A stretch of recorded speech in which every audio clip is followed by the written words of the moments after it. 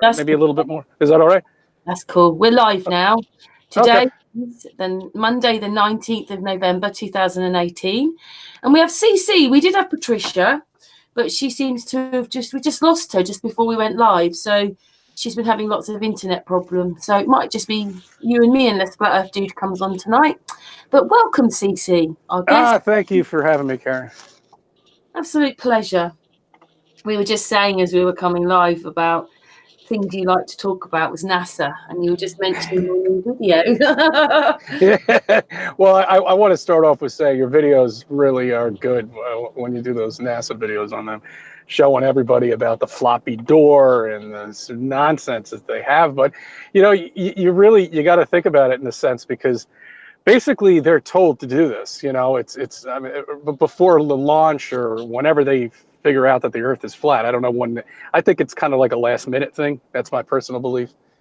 But you know, I mean, their lives are in jeopardy if they open their mouths. So they've got really no choice but to lie. I mean, they have to. And you know, it's like, who do you feel sorry for? Really, nobody, as far as I'm concerned. But you know, I mean, they got themselves into this shit, and they're all military anyway. Every single day, is never going to have anybody off the street go to attempt to do anything. You know, I mean, it's a bunch of bullshit. They're not doing anything. No, it's all just computerized. The whole thing is just rubbish. Even when they've got the ISS space station, they're trying to make it look like a ball and they're upside down. They're just going in a straight line. Yeah, a nice curve too, and into the ocean.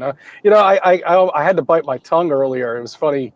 Actually, it was on Friday when I was driving around with a patient in the car, and I don't know how the conversation got into NASA. I didn't bring it up.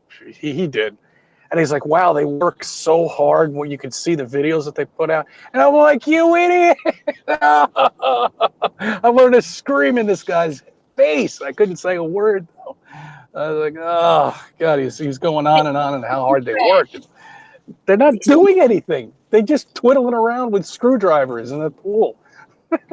It's extremely rare when I go to a bit of footage that I don't see a problem with it. Oh, it's I mean, because I know no one's going to be looking at these live feeds. It's like a low budget film, you know. I mean, and who is watching this? Even when NASA, you know, the NASA channel starts to do the live feed on whatever they're doing, you know, fake nonsense. There's only like 30 viewers, you know, 33 viewers, and then I get kicked off because I type something stupid. I'm banned. One time we went over there, we could see our own comments, but we couldn't see anybody else's, and everybody else was putting their comments on, so we already know that they blocked us. Yeah. I mean, that at the beginning when I first got into Flat Earth, I used to troll those channels because it used to annoy the hell out of me. Because when you really look, you see that it's just so fake. I mean, it's so bad. It's a shame that they have to do this. But hey, look, people buy it, right? I mean, they buy it. What do you think about, because you said that you obviously saw a bit of my video that I did yesterday. What do you think about the meteors then? I suddenly thought when I was looking at some of these pictures that they look much more electrical to me. They don't look like meteors to me. They told us that's what they are, but I don't think they are. No. Well, you talk about the meteors, right? That they show pictures of every once in a while. Markings of some kind. Yeah. Well, no, I mean that's there to, of course, reiterate the whole space nonsense. You know, we're never going to get hit by a meteor because they don't exist. You know, I mean, it's just more propaganda that they have, that they try to make us feel so insignificant that our human species could be wiped out at any moment in an event of a meteor hitting the planet, which apparently is very common, and that's what killed the dinosaurs. And it's all there to, you know, again, to keep people in fear, you know. I'd gone there to actually look up the electric arkings, but then it took me somewhere else and showed me these pictures. Then made me think a bit more, and my mind was going around. I thought I was just going to make a little video about one thing, and in the end, it was loads of things I was going back and looking at, and I just can't believe, like, it's just like, for instance, they've got the sun going round in a clock, and I know that I've seen that before a bit. Joe Hill showed it, but I found some other stuff, and there was all these stuff thinking, why are they showing this? If the sun is a clock, it's never going to see the other side of the planet.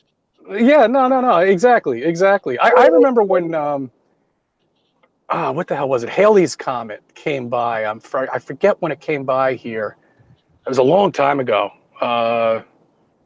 Then I didn't know anything about flat Earth, so I was looking at it at eyes that this thing really does exist, and it's there, and it's a meteor, and I really would like to see it again in different eyes, but of course it only comes around every 70 years. The Amazing Light Show up there. Yeah, wouldn't we look at it all differently?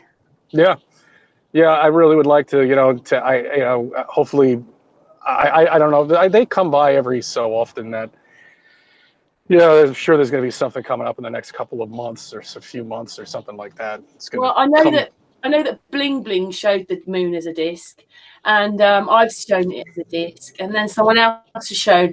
NASA is showing everything in the moon as a disc. I don't know how they think that those pictures ever look like that thing's rising with the planet. Yeah, I mean, you can just tell with your own eyes. Turns into a crisp. Yeah, absolutely. I mean, it doesn't even follow any characteristics of a 3D object. You know what I mean? I mean, even when you look at it with a pair of binoculars, I haven't gotten the P1000 yet. I can't wait to get that thing. I'm saving up for it, so I should have it in the next few months. But that's going to be one of the first things that I do is zoom in right on that, especially on a full moon. Get a tripod and I'll put it onto my channel and to take a look at all the anonymous. I mean, everything that's on there is just it's an amazing light show. It really is. And then I realised, I was watching it, that they've actually got the moon. So there's no blue haze on a lot of this. There'd have to be some kind of haze, because there is a haze. There's no haze anywhere. And then suddenly you see the ISS space station leaving on the haze and making it look like they're leaving this planet, when actually the haze is only a few miles up. So they're so pathetic, aren't they? And then yeah. The moon's is coming out of the blue haze. That means the ISS space station's in the haze. Which means it would be a hell of a lot lower if it really did exist. Yeah. I mean, come on. People don't see this crap. And, I mean, it's... I'm going to go out and get some night vision goggles. They're pretty cheap. You can buy a pair for like, I don't know, $100 or something like that, maybe even cheaper than that. And I want to look at the sky and with night vision goggles. Somebody told me that I've heard people, talk about it, that you can see all sorts of weird stuff up there with the night vision goggles. So I'll let you know when I get a pair. And I don't know if I can record it though. I doubtful. I don't think I could. The Boogeyman channel. What's that? Have you heard of the Boogeyman channel?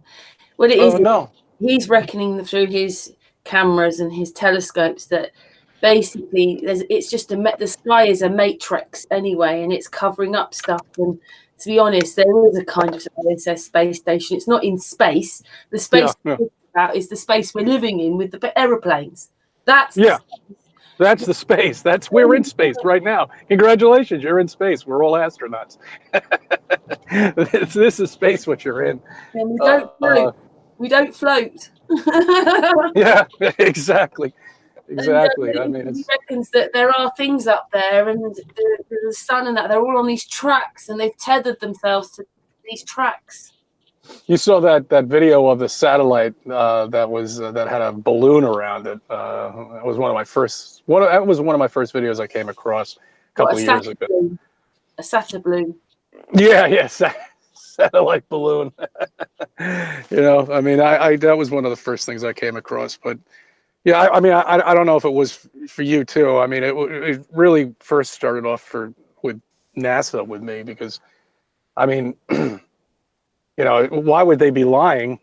Now we know, but I mean, then I couldn't figure out why would they be lying about space if it was really out there. We could go. We have money for it.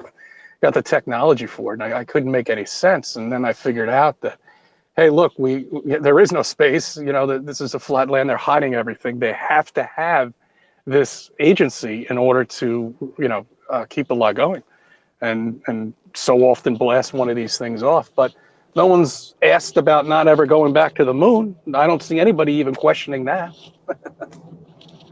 I think it's really crazy that, if they have all these people watching stuff, that they can't see that people are seriously finding the errors and putting them all over YouTube, and they still do nothing.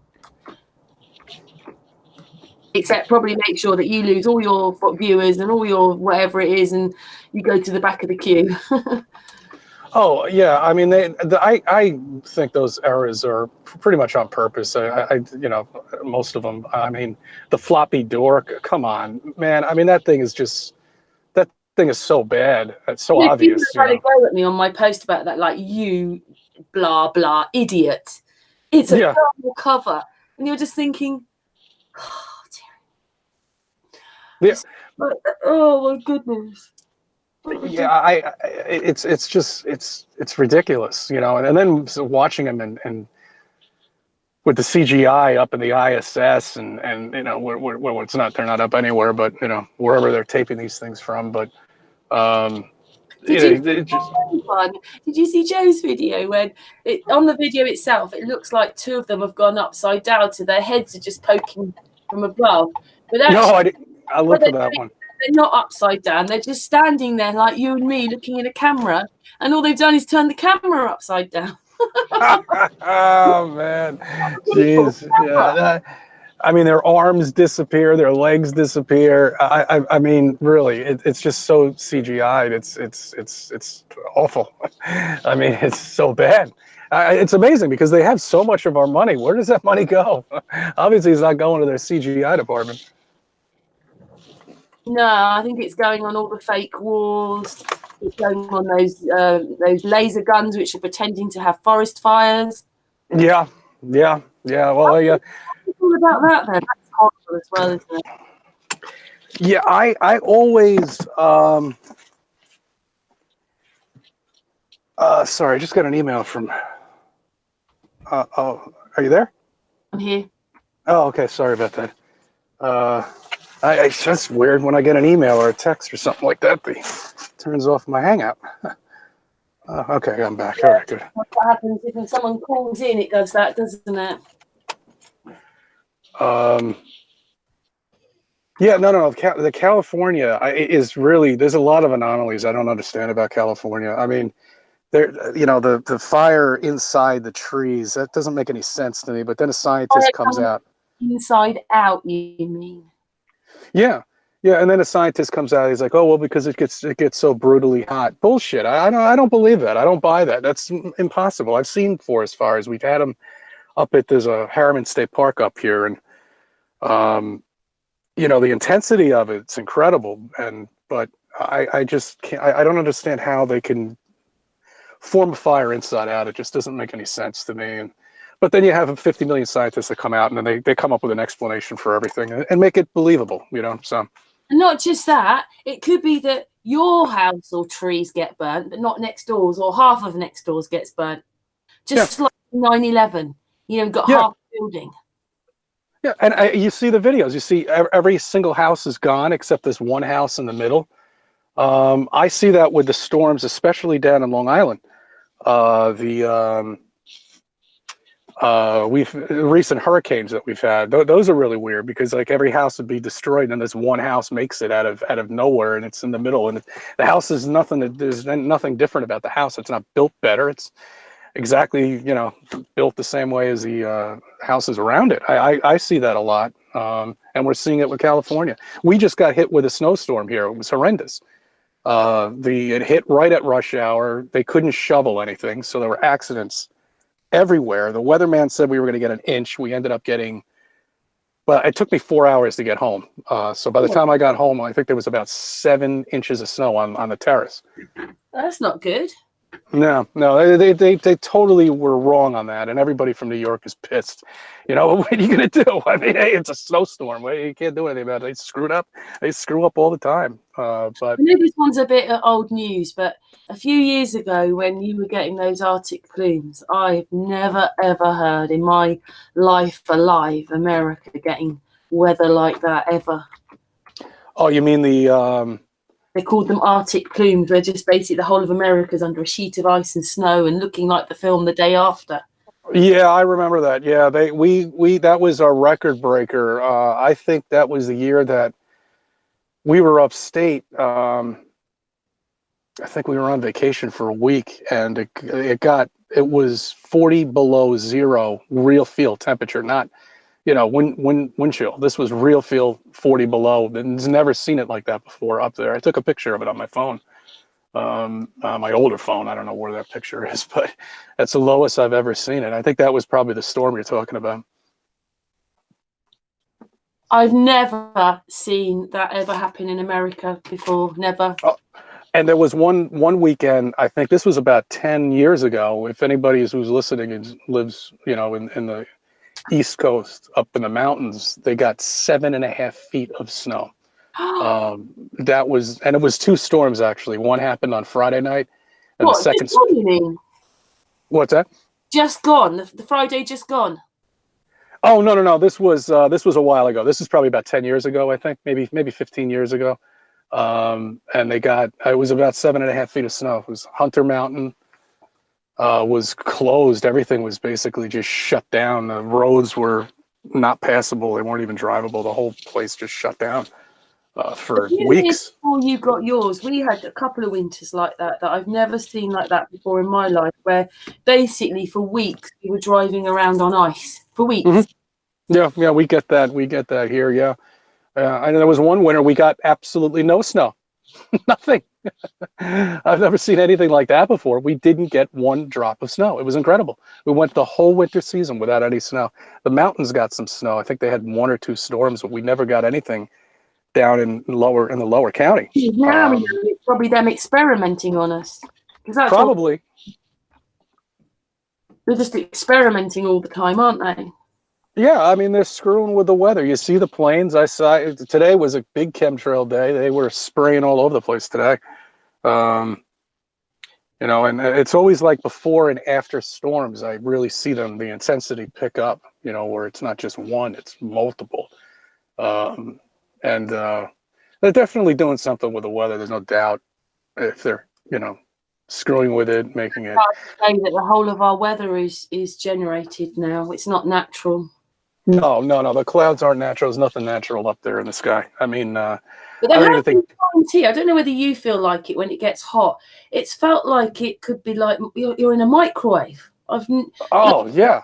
I've never felt that before. Last couple of years, I've felt it like they said it's 24 degrees, but it feels like about 50. Yeah, no, we get that heat here, and it's just brutal. You're baking, I mean, I put it this way, my daughter is 8 years old, and she can't take the heat when she's on. I have a small very small boat. We take it out on the freshwater lake, and we only went 3 times last season because it's just too brutally hot. I can't take her out there when it's 90 degrees outside. She'll dehydrate. And I mean, that was like that most of the summer here. It was just really, really hot, and there was no wind. And then the 2 combinations is not very good. No. Something else, when I was making my little trailer about you'd been to, was it Zulone, or who's in the chat room? You were talking to someone about CB radios and how they just prove we're on a flat plane. Yeah, I mean, if we were on a curve, the CB radios work from line of sight. I mean, that's why they work so well on the highways, because it's all flat on the highways. And, but if there's any curvature or anything like that blocking the CB signal, I mean, if you have a ham radio, they travel all over the country. I mean, you can get somebody from Florida, if I wanted to, from 3,000 miles away. But the conventional regular CBs that you have, the truckers, they usually only have about a 5 or 6 mile range, but anything gets in the way of that signal, you're not going to be able to talk. Maybe they go 10 miles, something, but still, it just doesn't work out. If there was a curvature, there'd be something interrupting this signal through these CBs. And with a ham radio, I could talk to somebody down in Florida. And then the scientists come out. It's like, oh well, it's bouncing off of the clouds. Nah, yes, they're not doing anything like that. We live on a flat ground. Can I just say that a few people in the chat room have said hello, but they've gone up now. But Ditcher's in the chat room, and he goes, "Yo, CC." Oh, hey, what's up? How you doing, buddy? Anyway, yes, thank you, everybody in the chat room. Yeah, so I made a video about that myself with. Oh, you did? Okay, I didn't see it. I didn't get notified. It's a few weeks ago now, but it was like he was talking on the radio, and the thing is that, I went to look it up because I remember we were once talking to Mr. Thrive about the delay, and it was about 3.5 seconds, but they're now saying there's no delay. How can this work when you're traveling 5 miles a second? Yeah, no, that makes no sense at all. You know, and then, well, that's another thing with NASA too. Have you noticed they don't even bother with the delay anymore on their live feeds? They don't even acknowledge it anymore. They On just the radio, right? The only delay was happening was as quick as it took the astronaut to press the button in and say the words, which could take yeah. seconds. But there isn't any time delay because he's trying Yeah. to answer immediately, and then they answer back quite immediately. There's no time delay. Yeah, no, there's not. I've seen just recent videos. I think it was just on the very last one. They really did a piss poor job on that one, where there was just no delay at all. So they're slipping up for a reason. They're doing this stuff on purpose. You know, to mock the people that believe in it because they'll never figure it out, and to mock the people that know it's a lie. So they're actually getting to both of us in a way. They're really ingenious, those bastards. Nobody's doing anything or saying anything. Yeah, no, nobody picks it up. Nobody that I know sees it. I mean, I told you I had somebody come up to me, and he was. I mean, you could see if I continued the conversation with him, it would have led to nothing but, you know, just total nonsense with him believing everything because his friend is a physicist, and you know, he saw my plate, and he's like, "Well, what do you mean NASA? Well, how could you think that NASA's a fraud?" And just going into all this nonsense with me, and so that's actually the first time it's ever really happened to me. But people like that, you know, you're never gonna, we'll never see the truth. You know, I mean, he's done. There's no hope for him. He's gonna have to have his friends say something to him until he wakes up. So. I was always, you know, like in the hope that maybe Trump would stand up or say something. But you mean to say that someone doesn't say to him, you know, those hurricanes, they noticed that the reporter tried to be halfway up his waist with water, but everybody else was walking behind him, and they did it with the wind. And not just that, I saw one not even connected to Flat Earth. It was one of these radio shows, and they said that they were having a satellite link up with this other one, except that people noticed that the car and van that was driving past the second one was driving past the first one, was driving past the second one. So they were actually sitting in the same car park, and they said it was a satellite link up. What a bunch of liars! Yeah, it's so bad. Those weather, and then you know what? It's funny here. They've started to calm down a little bit. They used to go nuts with it. You know, they used to get people down. Well, hurricanes came into Florida, you know, hanging off telephone poles, making it look like they're fighting for their lives. You know, they've kind of calmed down a little bit ever since the one that, you know, the guy was standing in a puddle. That was the last storm, I think, the last big storm we had down the East Coast. Yeah, no, but people actually caught on to that. They do see that. That was all over the internet, which is good. It's a good start for, you know, the truth, I guess, to wake people up with the media, and maybe they'll figure out that the media is just complete garbage, you know, and nothing but a bunch of lies. And people are starting to wake up to that. That's a good start. Then let's try to get them to go into the flat Earth direction. Wake them on that. 3 proofs already, and still no one's saying anything. And that's what people just see briefly. Imagine how many other things they're doing. Oh yeah, yeah. Yeah. And this is another thing too. That I mean, you know, before I got into flat Earth, I didn't know any of this. I know more stuff than I've ever known in my life when it comes down to, you know, this area that we live on. You know, the spinning, how fast we spin. You know, how far away everything is, and you know, when you really look at these numbers and this 1,000-mile-per-hour spin that the planet so-called has, people don't see that there's no way clouds would be traveling twice the speed of sound almost, and from what you're seeing up there, if we are spinning that fast, it doesn't make any sense. And people say, oh, it's the Coriolis effect. People don't even know what the Coriolis effect is. It doesn't even exist. So you know, that's a big shocker. I'm surprised nobody sees that at all, you know. Yeah, or that a gyro proves we're not moving. Yeah, the gyro too has no mechanical devices in it whatsoever. There's nothing in it at all. I mean, you can even check out the video on it. The thing has nothing in it. It's just, you know, I mean, it's level all the time, and that's how it is. I mean, it's Nobody sees that. It's really incredible. I really don't understand why more people haven't woken up here, you know, in this area in New York.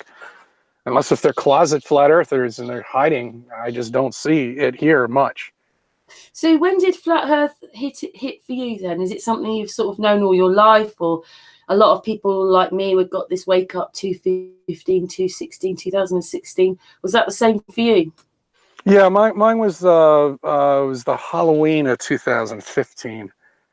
It's a couple of weeks before, you know, the holidays, and I started making videos, I think, the following year, because, you know, I had to first digest it, you know, and first try to figure out, you know, to debunk it. You know, I mean, that's the first thing anybody before they get into flat Earth tries to do, and I don't feel like we're moving. You know, I mean, it just doesn't make any sense, the amount of speed that they say we're moving at, and traveling through space, and all the other nonsense. You know, it was the reason why I started making videos is I just got so frustrated because there was nobody around to talk to around here, you know, about it. It took me a couple of years to even tell my parents about it. You know, I mean, sure they knew we're always up to something. You know, weird phone calls on holidays and stuff like that. But, yeah, it took a couple of years for me to even tell them. Because mine think I'm crazy. Of course they do. Everybody does. You know, I mean, that's how it is. You know, I mean, that's until they wake up. My parents actually it was almost like my dad kind of knew in a way. It was weird when I brought it up to him. It was an interesting conversation, you know, that I had with him, and he's like, you know, I don't really care, and that's it. You know, it doesn't bother me. So that's really how the conversation went with my parents, which was weird. They just said, do what you got to do, Chris. You know, just be careful. That's all. You know. The information you give out, and especially on the internet. But flat earthers are not those kind of people, you know. I mean, the few that I've met are What about your probably. kids and your wife then? Are they flat earthers, or are they not into it? Yeah, my daughter knows about it. Actually, there was a kids show. I've been trying to find it. She was watching, and one of the characters said something about flat Earth, and my eyes just opened up. And my daughter looked at me, and she's like, you know, she just said flat Earth. I was like, yeah, I heard it too. What you know, and I've been trying to get there, but I have to pay like $3 to do it on my phone and then copy it, and I never got around to doing it. But yeah, it's my daughter understands it, you know, and I can't blatantly say to her the solar system doesn't exist because she's yet to really come home with anything like that. She's very interested in the moon. And she even told me it doesn't look like a planet, you know, it doesn't look round. Because we have looked at it through an old telescope I have upstate. It's funny she should bring that up because, you know, I never really mentioned anything like that to her. So, but in terms of Karen, you know, she's not quite there yet. I mean, she was at one point. I don't understand. She actually interviewed an astronaut. And she turned over to me. She's like, all the pictures of Earth just look so fake. The atmosphere just doesn't look real. And then all of a sudden, she just stopped thinking about it, you know, and she went back to reverting back to what we used to think we live on, you know. I think once you go flat, you can't go back. There's no way. I mean, there's just no way. This is going to be with you the rest of your life. And that's it. And that's just the way it is. But the good thing is we know about everything, Hollywood, all that shit. I mean, all that. You know, we now know what the evil things that they're up to and the reasons why they do it. I had no idea Hollywood was like that. I did not know it was that bad. I did not know that these people are not, you know, they're chosen basically, not because of their talent, because they're basically just sold out completely. And I looked at being sold out a different way before of a flat earther. I looked at being sold out as just making a lot of money, you know. And not enjoying what you're doing, but just doing it for the cash. That's basically how I looked at it. Was sold out, and it's not. That's not the definition of it. Sold out is basically you're literally selling your soul. I mean, you're done. You know, I mean, your life is now owned by them basically, and they'll do whatever they want with you. it's a dark existence. I'm glad I had nothing to do with it. I think it's quite incredible how they've programmed us, really. It shows that we must be a lot more trusting than we realise, if you know what I mean. Well, everybody is like that. I mean, when we all were like that before Flat Earth, I mean, I trusted everything, you know, and how come there weren't more people saying, no, it's flat? How come we haven't heard anybody else really for years and years? I know what they did. They did this in the 60s, and then slowly they petered it out in documents. Because if you imagine, we all think, oh, computers and iPhones. But 20, 30 years ago, it wasn't quite the same. Not everybody had a computer. And, just... I would never have been able... Two generations, CC. So it wasn't talked about. And so it's a bit like people go, oh, this new flat earth thing. But it was never new. They just stopped allowing or talking about it. And now it's just that we've woken up ourselves. Yeah, I agree. I mean, there was signs in 1920, I think, in the city. I'm not sure where it was, if it was in New York City or somewhere else, but it does say, you know, flat earth on it. And you can tell it's an authentic picture, you know. So this is something that was definitely around. But I mean, now that we have all of this technology, you know, we now can talk to each other. I would have never met you. I would have never met many other people in the UK. I am happy that we were all able to meet each other. You know, unfortunately, I don't know how long it's going to go on for. I think we're running out of time, but that's my personal belief. But I don't know where it's going to, you know, go from here. If they're going to shut down. I mean, my channel's so I've seen it with yours too. I mean, my subs are being on a daily basis. I gain 10 subs and then I lose 10 subs the very next day. I never had that happen to my channel when I first, you know, opened it up. I mean, they're screwing with me like you wouldn't believe, and many others too, you know. So there's definitely Google's definitely doing something. They're definitely up to something right now. Yeah, basically, and you have to go, it's got 1 million views looking at it. Yeah, no, they'll never let a channel like mine or yours ever reach a lot of subs. They just won't allow it. They're choking everything. Happening. I don't know why it was this time. I don't know if it signifies something, but a load of people started getting internet problems when we had that eclipse last year in America. Everybody did. Everybody started saying on the Hangouts, on the streams, well, my internet's crap. It's so slow. And they did something. I'm not sure what they did there. Maybe it's all going over to these bots and things. But YouTube, God, they really do mess around. They just hate Flat Earth. But they shouldn't do, because now Flat Earth is a big section, I think, of YouTube.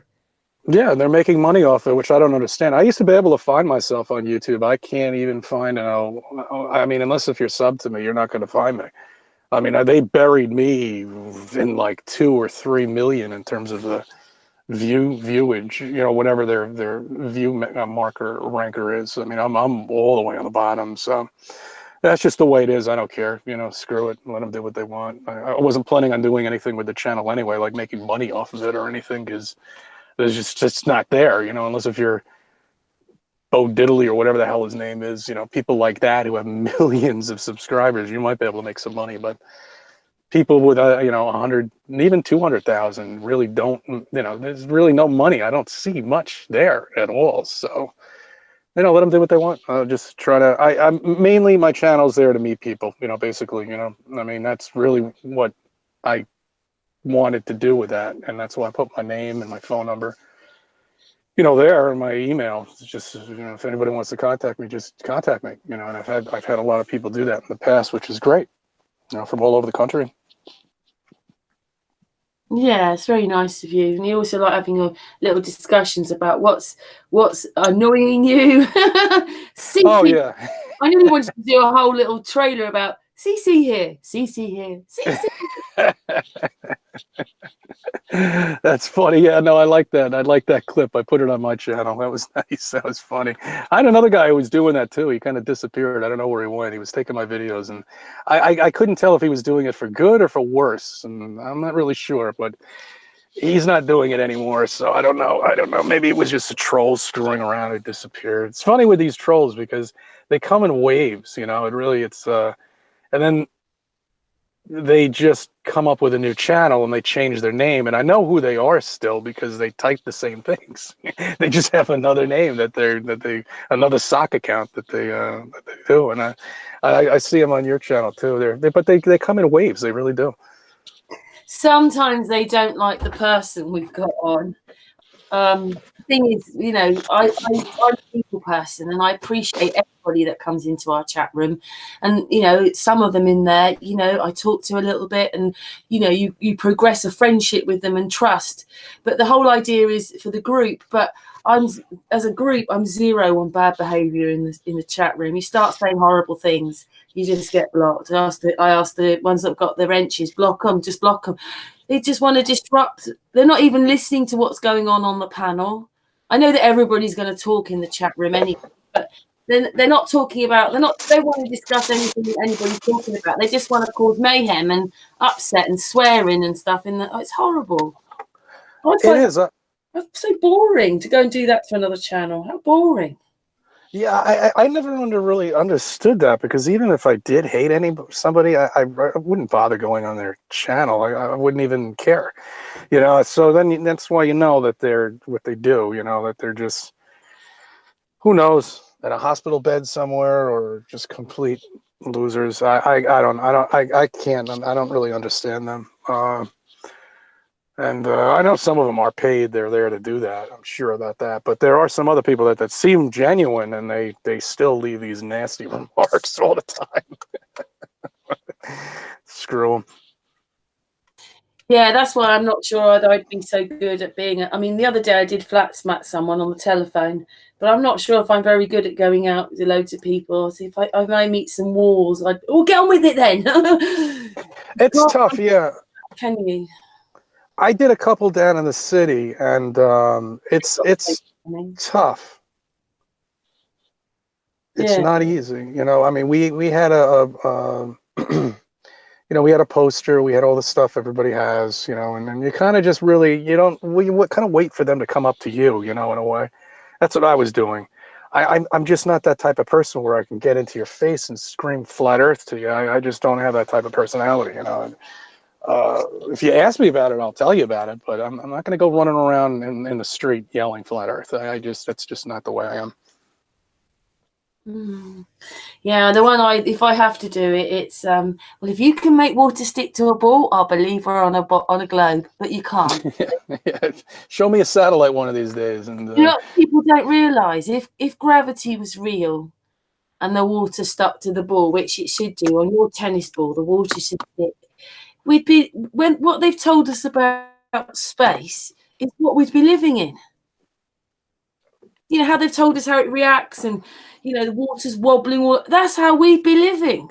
Yeah, and there'd be no continents. They'd be in the middle of the equator, because they'd be moved with the spinning of the Earth, and nobody seems to question that.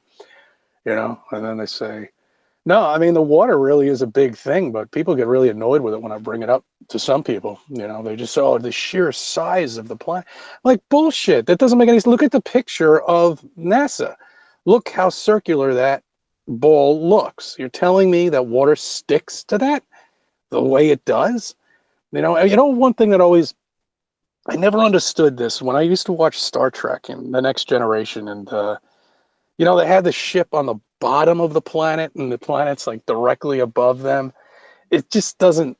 Now that you look at, I mean, you know, it's fake anyway. It's a show, but you look at it now, and it just looks so peculiar. It wouldn't. I mean, it's just weird. You know, I look at these things now that it just doesn't look right. You know, because it doesn't look like anything that the ISS looks like up there. You know, they show this fisheye lens with this thing going around, and you see the fake curve. I mean, the freaking antennas on the ISS are curved. It's so bad. I can't. Once you know and you look at any of those videos, they just get more and more ridiculous, don't they? In fact, what you're actually watching is Thunderbirds. Yeah, exactly. You know, I mean, that's the perfect way of putting it. You know, I mean, it's You know, nobody catches this fisheye lens, which really is shocking. I mean, they think that this artificial curvature is real, you know, when meanwhile, if it was, the Earth would be the size of a football field, with the way that just bends through the camera on those fisheye lenses is so bad. But I'm just surprised nobody even sees that, you know, and which I think is purely accidental. That I don't think they meant to do that. I think that was maybe because of a angling or a wide angle to make it wide angle, and it just happened to be that it curves, you They know. weren't And expecting loads of people to wake up, though, were they? Because the no, program was damn good. exactly. Unfortunately, they haven't because of If that. we But were where we were before, that's where we were before. But this, over the whatever they've done to us, it just seems. I'm not sure if those generations before were awake, but if you ever watch Martin Leakey and the floods and the mud floods, something else has been going on here, and they're totally lying about everything. yeah, every single thing, you know. Yeah, oh, I've seen those, and those are hard to believe, you know, that You know that you he's know. got into what these drawings are telling you, and it's basically electromagnetics. And basically, with what he's looking in and how he's seeing what the information's saying, actually, we can only go as far as we can go down is only as far as we can go up. And if you follow Enslaved by No Media, he'll tell you that everything's a lie and that everything's only half the distance. So we're probably not as big as they say we are. The planes are not as high in the sky as they say they are. They haven't got, well, they haven't even got petrol in like they say they are. Sorry, fuel. And then Yeah, Martin Leakey's saying, well, what is it? 8 miles down, 8 miles up. And that would make sense then, because maybe it's about 8 miles, because if they've made the sun 93 million miles away, just take all the noughts off, 9.3 miles. yeah. No. That's it's an interesting way of looking at it. Yeah, no, I've seen that, and it does make sense. And you look at these planes; they don't look that far up there. The way they say they are, 32,000 feet, 42,000 feet, or whatever. I know the ones that spray are little dots because I've taken a telescope and I have looked at those, and they're way up there. They're definitely high up there, but I don't know if they're as big as. Actually, I think they've done the same thing. If you listen to Enslaved by No Media, they're just smaller planes, but Yeah, they're way up high, and it's because they're smaller planes. yeah, that's what I was going to say. I don't think they're the size of a 747. I think they're smaller, and that's right. It could yeah, it definitely makes them look like they're higher. It could be true. I mean, the only one who's ever been up there is the military. You know, as far as they say they've been. You know, I mean that's they're the ones in the jets. You know, we'll never get that high. You know, wherever it is. But I don't yeah, know how it no, works exactly, because you know if you do try to go closer to the sun, it does seem to move away, which is really crazy. But when we're looking at the moon, right, we can only see in focus for what is it, nearly 5 miles or something like that. So if those things are in focus, it's showing you what you're looking at isn't very far away. no. I mean, how can anybody get a P1000 or P900 and zoom in on a crater when this thing is 250, 260,000? I mean, it's impossible. I mean, I mentioned this to somebody else too. You can't even zoom in on a mountain that's 75 miles away. You know, I mean, really 100 miles away, get an accurate look at it. And people have done that. People have made videos about it. And meanwhile, look how crystal clear the moon is when you look at it through, you know, through one of these high powered cameras. You know, I mean, it just doesn't, it's not I as did far. remember this once, but it was actually a radio or a chat, you know, like some sports thing. And they were talking. And what it is I know that you can't see for that many miles on the ground. There's trees and houses and all sorts of things in the way. But what this commentator was saying, I can see the moon from here, but I can't see California. So he was just trying to explain how close the moon was. Yeah, that was a good slip up. That was a good catch. Yeah, and I've seen that. I've seen people even just zoom in on buildings right there, but they're also zooming in on the moon, you know, and they're seeing it perfectly. Meanwhile, a building across the bay, they're having difficulty I don't mean to keep looking at. promoting Enslaved by No Media, but Right. he noticed that with a camera that you've actually got to zoom in already to then match what you're seeing, because when you look through the viewfinder, it's made everything smaller. So you have to zoom in, because he'd say, look, this is a picture from my camera. Does it look the same? Well, I'm telling you, it's not. I can see the building. I can see the colours. I can see the windows. But can you see it in the camera? No, you can't. I have to zoom in for you to see it. Hmm. The cameras are also sort of lying to us as well, making us feel like when you're zooming that you're zooming much further than you are anyway. Yeah, yeah, and there's no doubt about that. I mean, I had a P900 for a brief time, and then I sold it because I want to get the 1000. And you know, when I did have it, I brought my significant other down to the beach. That opened up her eyes, and I was zooming in on the boats, and then show her that it wasn't going anywhere. You know, that they weren't going over horizon. But those are pretty far away. I mean, those got to be about good 20, 30, maybe 40 miles away. Because those are the big, you know, naval ships, and they stay way, way out there. The conventional, you know, smaller boats are much closer, but the naval ships are way out there. You see, there's something with that as well. And what it was is, again, really sorry to mention enslaved by no media, but I was watching one of his videos where he's going, well, how come everything looks like this from here? And then he drives about 5-6 miles closer in, and everything is smaller.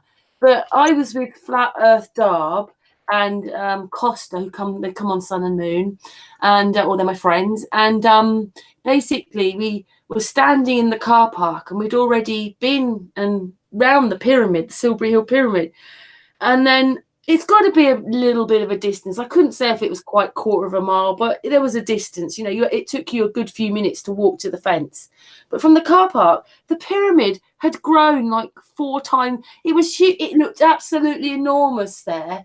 But when you walked to the fence, there's a field in between the fence and the pyramid, which was non-existent in the car park. It looked like this thing was absolutely enormous. So further away, the pyramid grew. I don't understand. What does all that mean? It's probably what's making the sun and the moon look bigger. It's something else like that's happening. If that happens down here, it's got to be happening up there. Oh yeah, sure, absolutely. Well, again, you know, with the sun and the moon, I always say you'll never be able to get to it. I think what you just said before, the closer you come to it, the further it goes away. You know, I mean, I don't. They're not tangible objects up there. They're definitely not. So I don't know what's going on up there. You know, it's maybe it's other dimensions happening because you know, on the high altitude balloons, it definitely looks like the sun comes out of the earth. It's definitely not across the horizon. It's coming out of the earth, which is bizarre. And then, but at some point, the sun is in the black above the blue. That doesn't mean it's hundreds of miles further up, but it's not in that haze. It's above the haze, and yet it's in the clouds at the same time. How could it be up there and in the clouds at the same time? Yeah, I've seen videos on that. I can't explain. Sorry, carry on. No. I was gonna say that I can't explain. I've seen those, and it does appear to look like that the clouds are kind of in the back. I mean, I just think the sun is just so bright, you know, and it definitely is an optical illusion that it creates. But yeah, I've seen videos of that, and you know, I mean, it just doesn't look. How could you get sunburnt with something? It's definitely supernatural. Yeah, I mean, how can you get sunburnt with something that's 93 million miles away? I mean, that doesn't make any sense. Gosh, all those things I would have watched of how the sun rays get to us and we're a speck of dust and all that crap. Yeah, I mean, we're in this universe and we're this small, insignificant little thing. And that's what they did, you know, that's what they want everybody to think that we really are. And they don't understand that every single one of us are unique and, you know, we're part of a system here that's something we'll never understand, I don't think. When I had an operation about 3 years ago, 4 years ago, whenever it was, I think it's 4 years ago in January. So I was home for a few days, and well, more than a few days. Well, a few days actually in bed. And one of those sci-fi, you know, about the stars came on, and I watched this one, and it basically said that you need some of these stars and galaxies to bump into each other because then they make nurseries, and it makes more stars and more. Yeah, I remember that. Yeah. But then basically, in the end, when this stops happening, the universe is that everything will die and everything will go black. And I was thinking, what? Even out there, it's going to die. Like, but the thing is, it's all rubbish. But like, stars and galaxies have to bump into each other, forgetting to tell us that they're only miles above our head. What got me before flat Earth was the expansion of the universe and the collapse of the universe. How we're just forever expanding, and eventually we're just going to collapse inside of each other, and again, and the whole Big Bang is going to start all over again. A black hole, whatever it is, a black hole. We'll go into that, and I was thinking, oh my goodness. Well, there was a movie called The Black Hole. I remember watching it when I was a kid. I was fascinated with it because I always never understood a black hole and why we couldn't see the other side of it. If a black hole existed, why don't they ever? You can't. There's never anything. You can't see the bottom of it, or you can't see the other side of it. And then sometimes scientists came out not too long ago, as a matter of fact, and said then the back of it would be white because it's sucking in all the stars. And that makes perfectly good sense. Yeah, that does make sense. That's right. It is. It's engulfing all the stars. It would be white on the other side. I mean, there's nonsense like this of stuff that they just dark matter. It makes up like 90% of what's around. They don't know anything. Yeah, sorry, Chris Lamb put in the chat room, the stars are all really far away suns. That one is a cracker. Yeah, they're all stars, they're all suns, they're all in different sizes too. That's amazing how they can figure that out. I think I was a bit shocked when I saw it for myself. I think once you've got that eye to see it, you're going to see it more, or you're going to see different things. But I was watching this high altitude balloon, and I was very interested because there aren't many at night time, and this had all the stars in them. But I suddenly realised that just the camera, those stars were in front of the camera. And as the camera moved around a little bit, it was like being in Star Trek, which just wouldn't happen if they're millions of miles away. No, not at all. Not at all. Zooming past the camera. And then I thought, oh my goodness, there are some stars below the camera. On the video, it's best to sit in it's on Sun and Moon, about stars aren't far away. I can't remember the name of the title of it, but the video is on Sun and Moon, but you need to almost be sitting in a dark room, just watching the screen, slow it down, and you can see the stars below the camera. And the camera is at, I think, 17 miles up, which means the stars start about, 14, 15 miles. Yeah. Well, you know what I haven't been to in a long time is the Hayden Planetarium down in the city. As a matter of fact, I think Neil deGrasse Tyson's the one who runs that Hayden Planetarium, or whatever the hell it is, Natural Museum of Natural Arts or something like that. He's president of one of those. They had to do something with him, They gave him that job. But I haven't been to one of those planetariums in a really long time. I maybe I'll bring my daughter to one of those, maybe on the weekend when the weather gets crappy. Just take a look at it again with different eyes, because that's what we're in here. I mean, we're in a planetarium. What you're looking at is exactly what you see down in the city at the Hayden Planetarium. It's the same thing, and they can do whatever they want. Solar eclipses, everything. They do it all.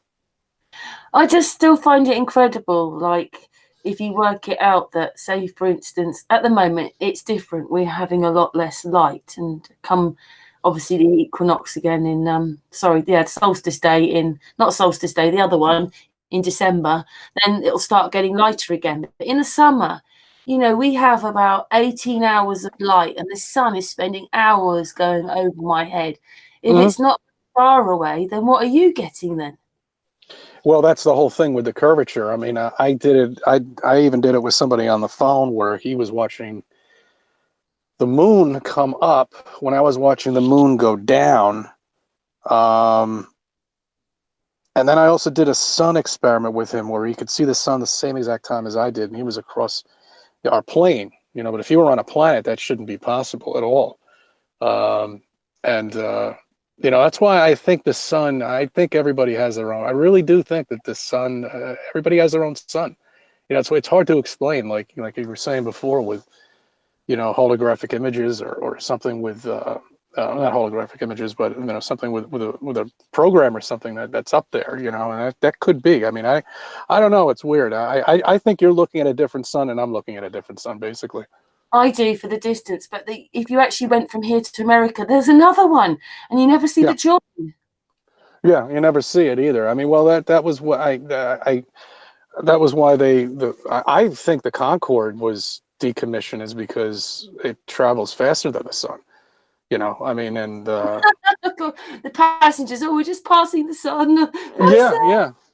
You know, I've never been on one. I spoke to Roxana, you know, about that on her channel too, and you know, they actually would ask people to put the shades down and on the plane, you know, because you could actually see. And the only since they've decommissioned that, the only other thing now that could possibly do that would be military jets, you know. So they're the only people that have access to this, you know, that could actually prove it. And unfortunately, none of them will ever help us out. Researcher that basically got in his car and 80 miles an hour, he could stay with the stars.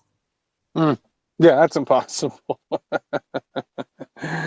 Yeah, well, the moon always looks like it's, you know, following you. That's a reason. There's a reason for that. I mean, if anybody goes down to New Jersey, there's a big flat land right off of 95, and there are these huge industrial buildings. They must be, I don't know, 50 miles or something, 40 miles.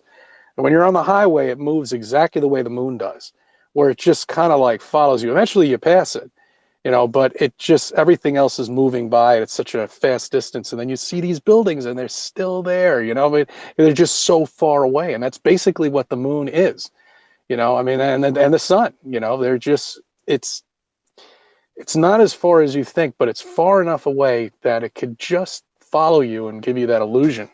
And so look, CC, that, you know, if we were doing it on land, it would look one way, but once you stick something up in the sky, it's going to cover the land anyway, isn't it? Really, it just is in distance.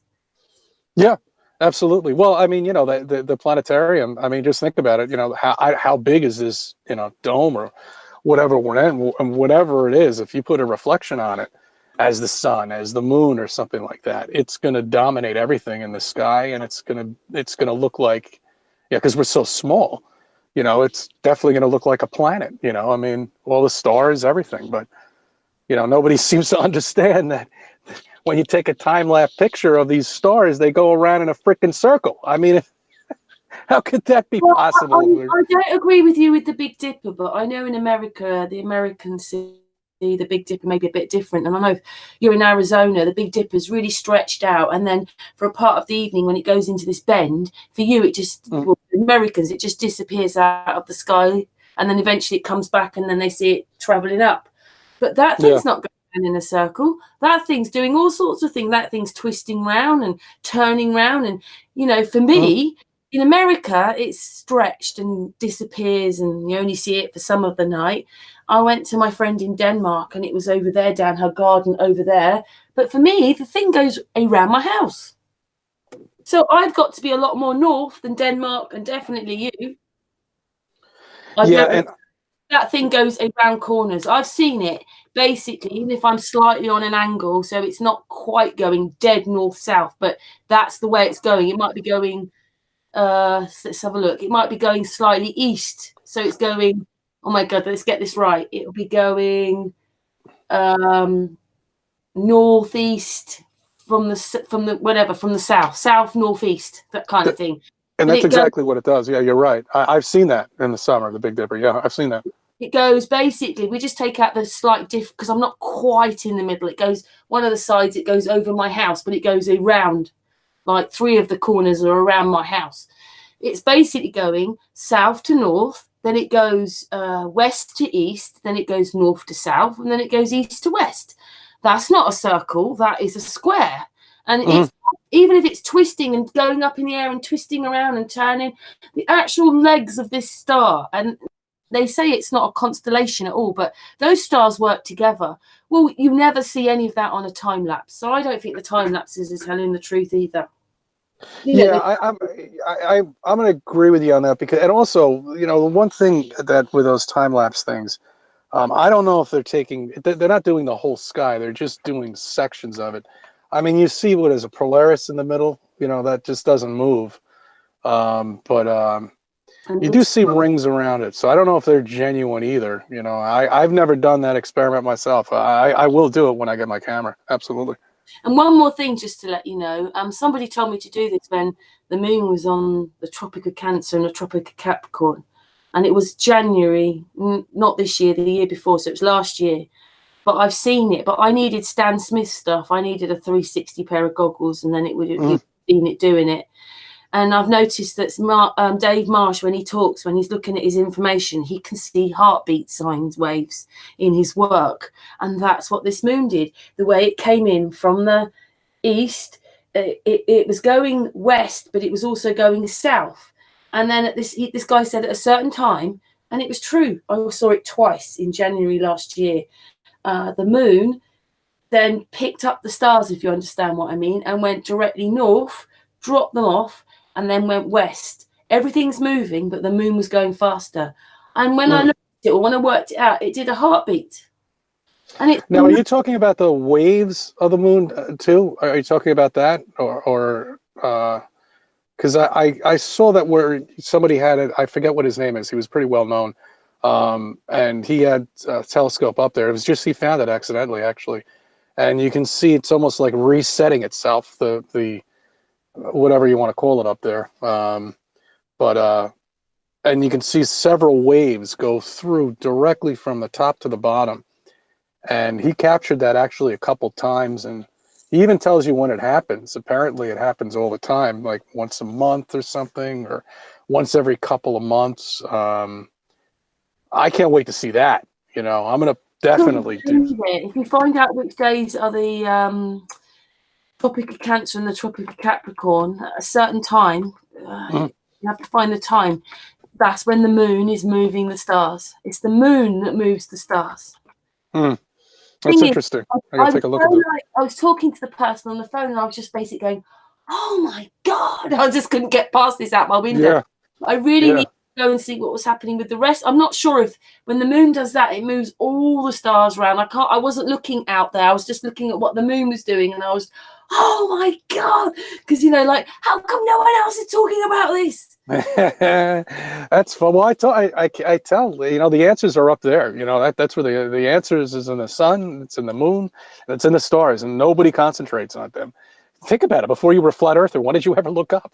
Apart from, I knew about chemtrails way before flat earth. I caught on to that a long time ago, but that's the only thing I saw up there, because I would see them, and I knew they were doing something that they shouldn't be doing.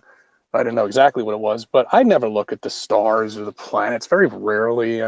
Even though you can see them very clearly up in the Catskills, I never really paid much attention to them. And your everyday guy that doesn't even care, probably doesn't even know how many planets they say we have in our solar system, so-called. Really, nobody really is catching on to this, which is quite surprising.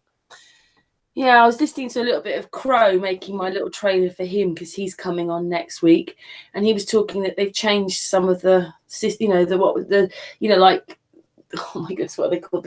They've changed the constellations. They've changed things around. They've changed what they are. That's interesting. Well, remember when we were growing up, we weren't moving. We were a stationary solar system with the sun in the middle, and we were traveling around it, stationary.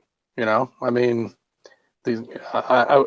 they have this thing moving at 65,000 miles per hour, swirling, and we're going through the universe and everything. And it wasn't like that when I was growing up. They didn't mention anything like that at all. They just recently put that in the last, I don't know, maybe 20 years ago, 15 years ago. It's definitely recent. Yeah, you mean a bit like when you were saying that there was a delay on the ISS space station, and now you look it up and there isn't one. No, there isn't. Yeah, I don't. They've given up on that. They just forget it. They don't even care anymore. They don't care. That's a disaster waiting to happen. More and more people wake up, they're going to realize that is just total. It's or something at the moment with the thing blowing up. Oh, that nonsense! Oh man, that was just so bad. Did you see that?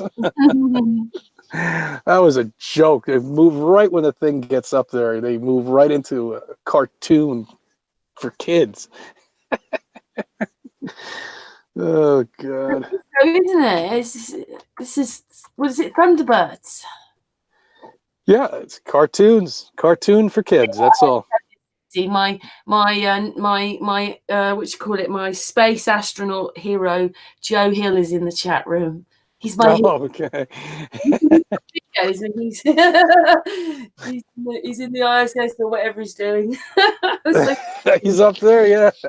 Yeah, we should all kick some videos, and put the CGI on there. So show them we could do the same thing here too. It's not too difficult to make it look like we're in space. We all know how to do it. We all get the technology. We can do it on our phones. Joe says, I am on the ISS. Don't open the door. Don't open that door. You don't want any water coming in there. Oh man. Oh, it's just. Anyway, that was the other thing that shocked me. I think when you're looking, like, even when you want that excuse to say no, it's a ball. When you're looking and you're trying to work it out and everything, you want something to say positively. No, I'm a ball. Then you come across those time lapses where you've got the rockets going off and you can see the rocket go up and come down, and you think, oh my goodness, even this is showing you what's really going on. Oh yeah, yeah. No, I mean it's funny. It's sad. It's funny and sad at the same time. How they're able to get away with this, and blatantly in front of everybody without anybody questioning it at all. But I never even knew NASA had a live feed before Flat Earth. And if they ever did show it, I never would watch it. Never was aware of it. And I frankly didn't care, because I knew it was, even before Flat Earth, I knew it was a place I was never going to go. I was never going to become an astronaut. I had no chance in hell of doing it, and what's the point? I don't care. Let them do whatever the hell they want. And that was my attitude toward it until you figure out that everything is a fraud and you get so pissed off at them, but it's, again, like I said earlier, it's not that they have to do this, they're there to deceive, but they have to do this. They're just passengers basically in this big lie, that has to go on. People know that it's a lie then? Because obviously those people working at NASA have got no idea. I don't know how they can't see through it. Somebody there, but they think they're helping people up on a space station, which just doesn't exist. Yeah, well, they all do. I mean, you only have to tell a few people. I mean, the rest of them are just looking at computer stuff, basically. I mean, that's being programmed for them to look at, and if they went to school for it, it looks exactly the way it should look, with the telemetry and where they are exactly. That's all fake, but those are real numbers. Someone's typing those in, and people are seeing them. So, it's the only people that know are the astronauts and the higher up. That's it. Other than that, everybody else, probably even the guy who makes the rockets. They think they're actually building something, that's going into space. It's, I don't think a lot of people even realize it. I'd really like to know when the astronauts actually find out, like that movie Capricorn 1. They didn't even, the way the movie portrayed it, those astronauts didn't find out until the very last second when they were actually in the space shuttle, just about to take off. It's like, come with me, get out, Lou, you gotta go. I was wondering in true life, I wonder if that's really what they do. It's just a big lie all the way up to the end, and then they're told. That they drug them or something, so that they still believe that they are astronauts. I don't know. I really don't know. I don't know. I think they are told at some point, and some of them snapped. There was one that snapped a few years ago. She snapped, and a couple of them snapped. I think Buzz Aldrin, they better start locking up soon, because he looks like he's about to come out and say something stupid, I'm sure. Really? Yeah, a couple times. Well, didn't go. Yeah, I mean, if you take what he said out of context, yeah, it does sound like he did say we didn't go to the moon. But if you listen to the whole conversation, you can understand why he kind of said that, and it's not. But if you chop it up, and you can make it look like, yeah, and that's what I first saw, but then I actually went back and I looked at the entire. How do you get, we didn't go to the moon into we did go to the moon then? How do you get that? He was talking to a 9-year-old kid who was asking all of these questions, which I believe was probably from his dad. He was just the person, and the kid was the person in the middle, and his dad was actually feeding him the questions. But yeah, he did kind of slip up there. But if you listen to the whole conversation, it's kind of almost he actually you can kind of tell that. I think he knew what he was saying, what I mean? People, they turn it around and make it look like, he didn't know what he was saying. But Yeah, I know he's going to definitely snap at some point. I'm sure he's on his way. You know, they're definitely going to have to lock him up. They look, the 50th anniversary thing is coming up. 1969, the landing on the moon. It's going to be 2019. That's the 50th anniversary, and this guy isn't even going to it. Isn't he? Yeah, apparently he's not going to it. He's not going to be there. Why is he not going to be there then? Do you know? I think he's snapped. You know, I think he's probably on his way out at this point. You know, where he is now. You know, well, look at Ronald Reagan. You know, Ronald Reagan at the tail end of his life started mumbling stuff that he shouldn't have been saying. I don't know exactly what it was because it was before I was into flat Earth. I think it was probably codes or something like that, maybe that he was mumbling. But he did, you know, develop dementia and Alzheimer's, and once that sets in, forget it. If you know things, you better lock that person up because he's going to tell you everything. So do you not think? I'd prefer it if Trump just came out and told the truth. He might not know. You know, he might not honestly know. He's got his own aeroplane. He knows. Hmm. He knows 90% is a lie. Yeah, is he looking out? Is he doing it? I don't know. I don't know if these people actually really truly know. I mean, maybe they are told it and they don't, you know, they can't be bothered thinking about it. You know, it could be something like that. I don't know. I mean, I don't know. He is a businessman. He is a billionaire, supposedly. And he has gold everywhere, doesn't he? Yeah, he's got plenty. He's got all these buildings down in the city. I think one block is completely devoted to him down there. He owns hotels. He owns real estate that, you know, it's just incredible. But he's got a golf course right off of the Hutchinson River, a Whitestone Bridge. You can see it when you pass over.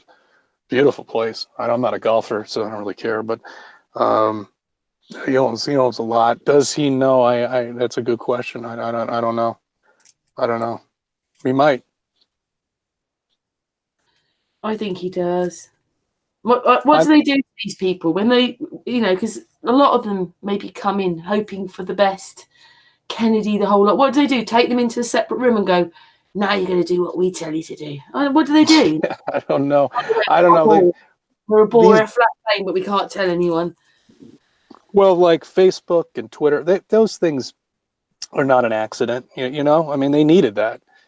They needed social networking, and they got it. And were they picked or something? I don't know. I've seen some videos on this. You know, that guy didn't grow up too far away from where I grew up. You know, we're about 10 or 12 years apart from each other. But he grew up in the same neighborhood I did.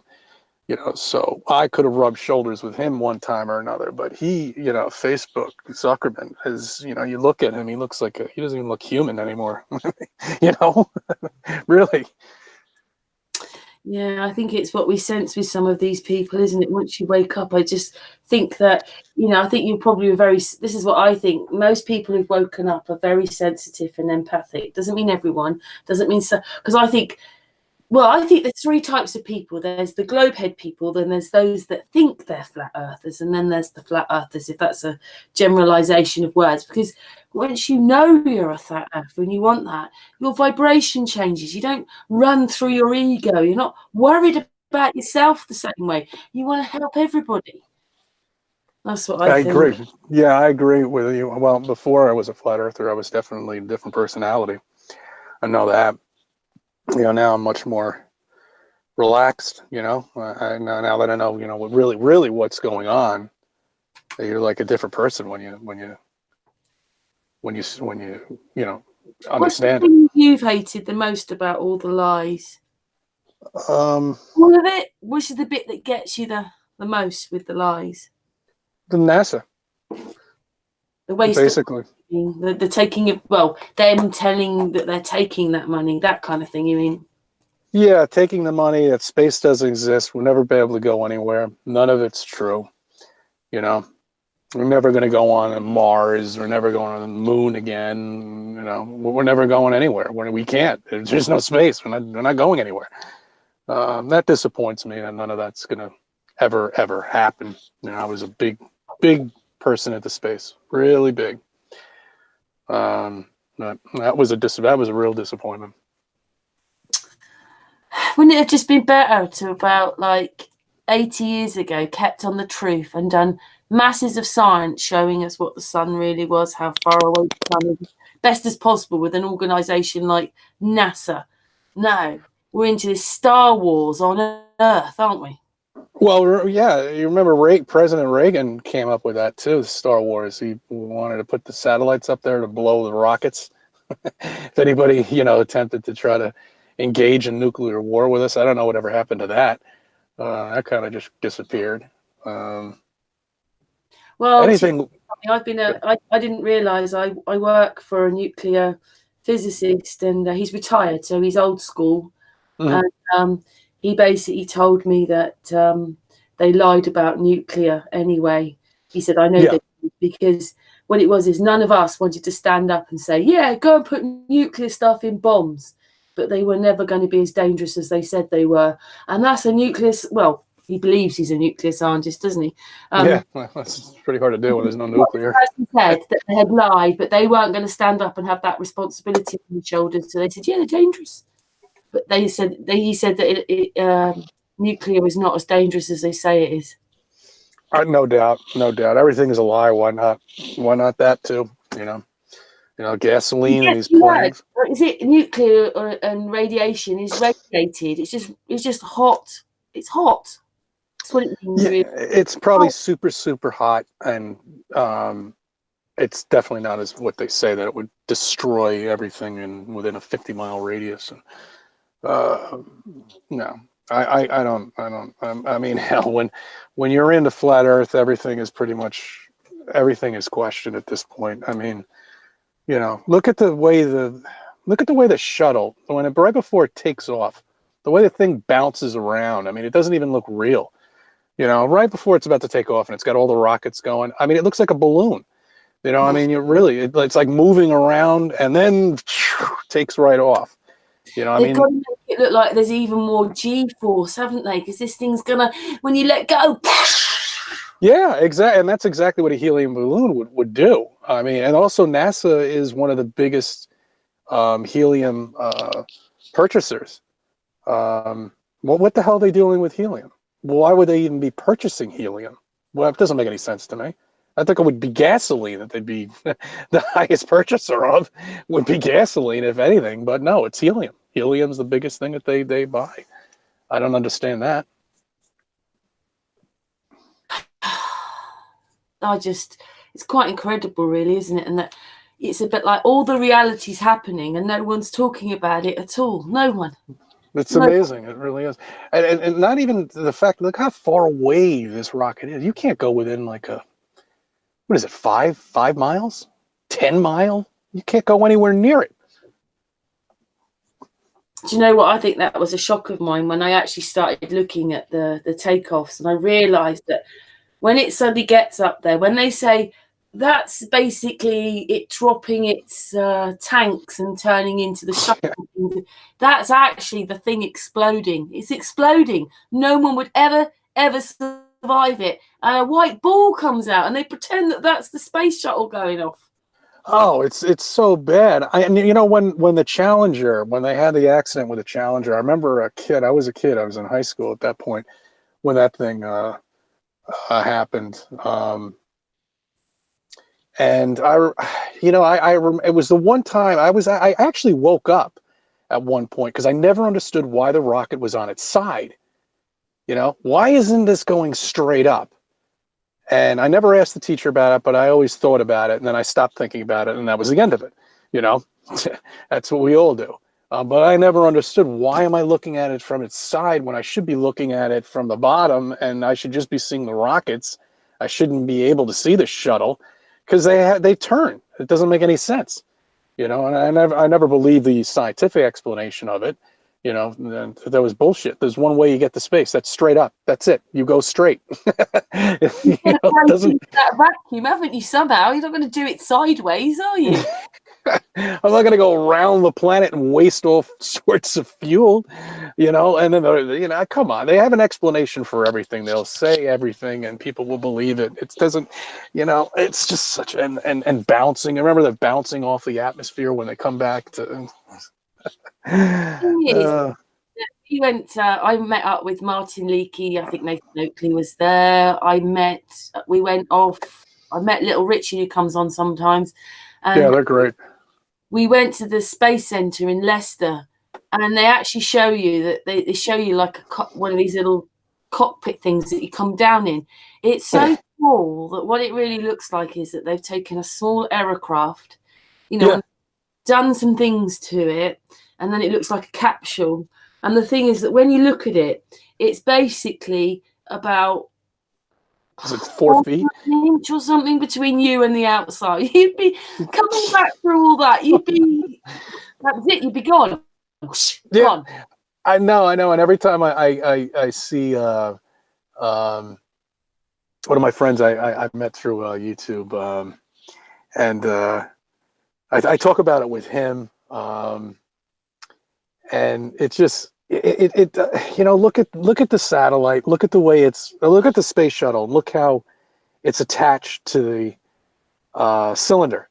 You know, I mean, it's attached by these two metal things. Yeah, when you watch the things take off, those brackets with the tanks on go red hot. There's no that's why it explodes. I think there's no way anybody could survive in that.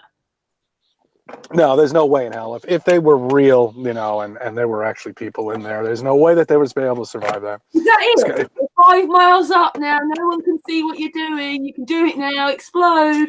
Yeah, no, it's gone. I just, you know, and suspiciously, which people don't think about either, is every time they launch one of those things off, the Bermuda Triangle is patrolled, from what I understand, with the Navy. They make sure nobody's really around that area because it's easy to patrol. There's a naval base down right in between the Bermuda Triangle. It's right there, right off the coast of Florida. Oh, no, sorry, coast of. Send them in the rocket. Go on then. You have a go. Yeah, no, yeah. It's bizarre. I mean, it's really bizarre that nobody's even questioned that. If you're out in a boat. When you think about this whole projection they've put us in, like going through different directions. I mean, one of them's with the sun, and then in the universes, more universities and all that. And then we've got going anti-clockwise as well with the moon, 0 at the poles and going 1,000 miles at the equator. So basically, when you add up the speed, it's about Mach 80. I don't think when you wake up, you're not crazy, and they think you're crazy, but they're crazy if they think they're doing all that, really, aren't they? Oh, it's impossible. The body can only handle 10 G-force or something like that. The G-force would be incredible at the rate of speed that they say that they're moving. When I first started talking to Patricia, I remember asking, well, why is it you think about flat Earth? She said, because the clouds go on and on and on. And it's so true, because I went on holiday, this plane, I don't think I've ever seen that much cloud before, but we left England and the cloud cover was the same until I got to the Alps in South France. It was just thick cloud. Yeah, all flat, all the way from the UK to the Alps. Got to the Alps and the cloud changed over the other side of the Alps. That's freaking hundreds and hundreds and hundreds of miles by the time we got there. Yeah, no, I've seen that too. You can see that on the ground, especially around here. My new place has a beautiful terrace outside, and you really can see everything. Because we're high up, we're on the top of the building, and so we got a great view. I think I'm trying to think what would be on that side. I think that's the Long Island Sound. I'm not sure. I'd have to take a look at it through Google Maps, but I see the storms come in, and you can see this layer of clouds, you know, and they've just completely level, you know, as far as the eye can see. And then there's sometimes the clouds are all disoriented. It actually looks like it's curving, but that's just because your eyes just can't make sense of what you're looking at up in the sky because it's got nothing to focus in on. It just sees this gray blob, You know, it's got no dots or anything to really focus in on it and try to get a variable of what you're looking at. And that's why our eyes, our perspective really is our limitation, unfortunately, you know, our eyes, because it, you know, and you can see that. Yes, I know. It's quite incredible, this whole thing. I'm quite surprised more people didn't wake up, but I suppose they've got everybody tuned into television, haven't they? Yep, they're all tuned in. They're all connected. They're all, you know, whatever you want to call it, plugged in, whatever. Look at a whole generation destroyed. You know, and I mean, a whole generation is just Our been. parents were the most indoctrinated, though. It's our parents were the ones they went for. Well, they grew up with the, you know, moon landing, so you know they were. You see, my parents didn't really care for it. They could care less. That's why they were less susceptible. But you know, you get your NASA fanboys back in the day, you know, that were part of that generation of the baby boomers. Forget it. They've been programmed for, you know, decades. So you'll never get to them. They'll never wake up. They grew up with the moon landing. You know, I wasn't even born yet, so I never knew of it. They never went anywhere at all since I've been alive. So, you Well, know. it's a good thing. This guy that I work for, he didn't actually say preposterous. I said this before the other day, but how he was talking to me was preposterous. And I thought, oh God, he knows my job. And then the next day he rang me up and he sort of apologised. He said, I'm not saying that we're flat, but I'm intrigued. Yeah, so that was, and he said to me again, I don't know what it is about this flat earth thing, because we're not flat, but I'm so intrigued with this flat earth thing. That's a good start. I mean, you know, really, how did you react? I never thought I'd be doing what I'm doing, you know, and believing, and not believing and knowing it, you know, just by looking and opening the eyes. I mean, yeah, just look. It makes perfectly good sense why everything is the way it is. This whole world, you know, that we live in, and the hell that we're here. Now it makes sense because it's flat. You know, everything that they're doing is a lie, and all of Hollywood is just there to corrupt and to make you confused. And I mean, look, half the movies they play, the first thing at the opening is planet Earth.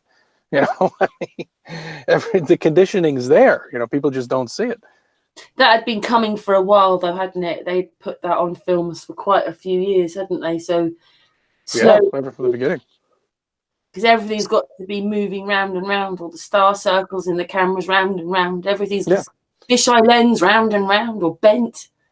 yeah. That logo has been like that now for I don't know how many years, 75 years, 80. I don't know, 75th anniversary or something like that for Hollywood. I think I'm not exactly sure, but they've had that planet, you know, like that there in front, and it's the starting of every movie. It's there. Paramount Pictures, I think it is. Is that Anyway, Paramount Pictures? I'd like to know what they're really doing if they can hide up there, like Boogeyman reckons that they are doing things up there, and they're kind of tethering themselves to this track system that the sun and the moon go on. Then you think, well, what are they really doing? Because all they're trying to do is break out. Yeah, exactly. I think that's where the money's going. That's what I think. I mean, we live in an impenetrable system. I mean, whatever. They already tried to do it. They blew some rockets up there. They tried to blow up the dome. Didn't work. What do you reckon of those noises? Do you reckon? I mean, do you know? One night I thought that I heard it. It was most bizarre. About 4 o'clock in the morning, somebody started chainsawing. It's really weird chainsawing noise, but sounding very much like those weird noises that happen when people hear them. This is about four. Oh yeah, yeah. I've heard weird noises too late at night. It's kind of bizarre, and I recently heard them, but then I found out that they've been doing work on a throughway near me, and they only do it at night. They don't do it's nighttime work that they do. But I've Damn. yeah, no, but I have heard weird noises late at night though, upstate, you know, where it's dead silent in the middle of the night up there. and you're like, what the hell is that? Why am I listening? I shouldn't be hearing anything up here as far as I'm concerned, because no one's building any houses up here or anything. But I've heard unusual things lately, and I've seen unusual things in the sky. I don't know what the hell those things are. That I have no idea. I think they're trying to make portals, do you? And that's what those things are. Because I've seen those noises, and a lot of lightning's happening, a lot of rain's usually happening. And this poor couple, they were quite frightened, and they were actually ringing up like we've got fire and ambulance and police, 911, I suppose, for you. And they're trying to explain, is there an earthquake? What the hell's going on? And there's this whole sort of vibration and noise. And then eventually, when the noise stops, you can hear it's pouring with rain. But you couldn't hear the rain because of the noises. And then there's all this lightning going on. And then suddenly there's a bit like a final lightning. And then suddenly the noise stops. Everything changes. All the vibration stops. I mean, what? That's weird. Well, they're definitely, I don't know what CERN's up to. Who knows what the hell they're doing? They say that's opening up portals too. Who knows? I mean, they have something down there we don't understand, and we can't see it. And we don't know what the hell they're doing. Personally, we have no idea. Take that money, understand a bit more what the pyramids were about, start digging down and realizing what history's below us and other things that we can discover. Stop lying to the people. Stop.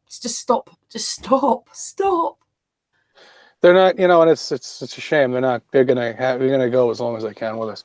We're gonna be the people that are gonna wake people up, basically. And you've been chosen, I've been chosen, everybody's been chosen. We've got to wake up people, and we've got to get them to question everything. Those pyramids down there, I think those are power sources. Frankly, I think those are huge generators.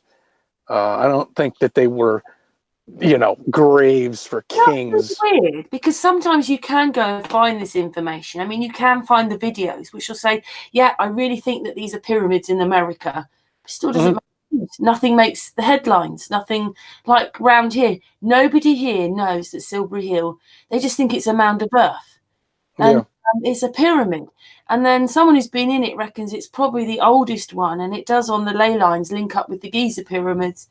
And you think, what the flat? And then what? This doesn't make main news? No, it's not. It's not important. I mean, really, nobody is going to care about that. Not unless if you're a flat earther. Really, no one's really going to care about that. They're not going to. I mean, they found that stuff in the U.S. here. I remember hearing about it. They even found something buried in the water 100 feet down. There's a whole civilization. It's not Atlantis. I mean, they found steps, unnatural things. Nature doesn't make steps. It looks like we've lived underground, but we'll never know whether that was real life. That now, a bit like Wise Up tells it, Wise Up channel, but now we've built on top of it, so it looks like it's underground, but it wasn't originally. No, you're right, and that's why people say there's other we're not the first civilization here. There have been others, obviously. I don't. Like a film set, and actually, we're just the next scene. Yeah, and I think we're more advanced, almost in a way, in terms of technology with computers. I think other civilizations were advanced in other things that we don't really understand.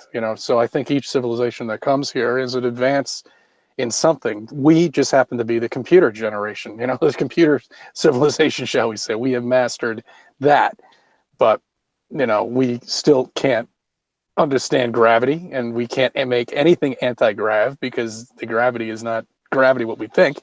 So we'll never be able to do anything like that, because people think there's a core in the middle of the earth, and that's what creates gravity, and it's not. How can we know that when you don't even have to be a flat earther to realize that we've only? Well, that's what I don't understand. Yeah, I mean, that pisses me off too, that we haven't dug down more than 8 miles. I didn't know that before, flat Earth, because I didn't care. And nobody even ever told me. Did anybody tell you that? No. I don't think anybody told me. I don't remember ever hearing a science teacher saying we've never dug down more than... When you were at school, did you ever have any lessons about the rotation of the Earth? Negative. Never. I never remember learning anything like that. How far we dug down, rotation of the Earth. I do remember them teaching the speed of sound, and the speed of light, and the planets. That's it. But you know what? I caught this by, it wasn't a flat Earth one, but they were talking about light, and it says light travels in straight lines, and you're thinking, well, then how could it hit the globe? Oh my goodness! Yeah, I know. That's even worse. Yeah, no, that's yeah, no, oh man, it's just so It's bad. It really is bad. And It's also, crazy.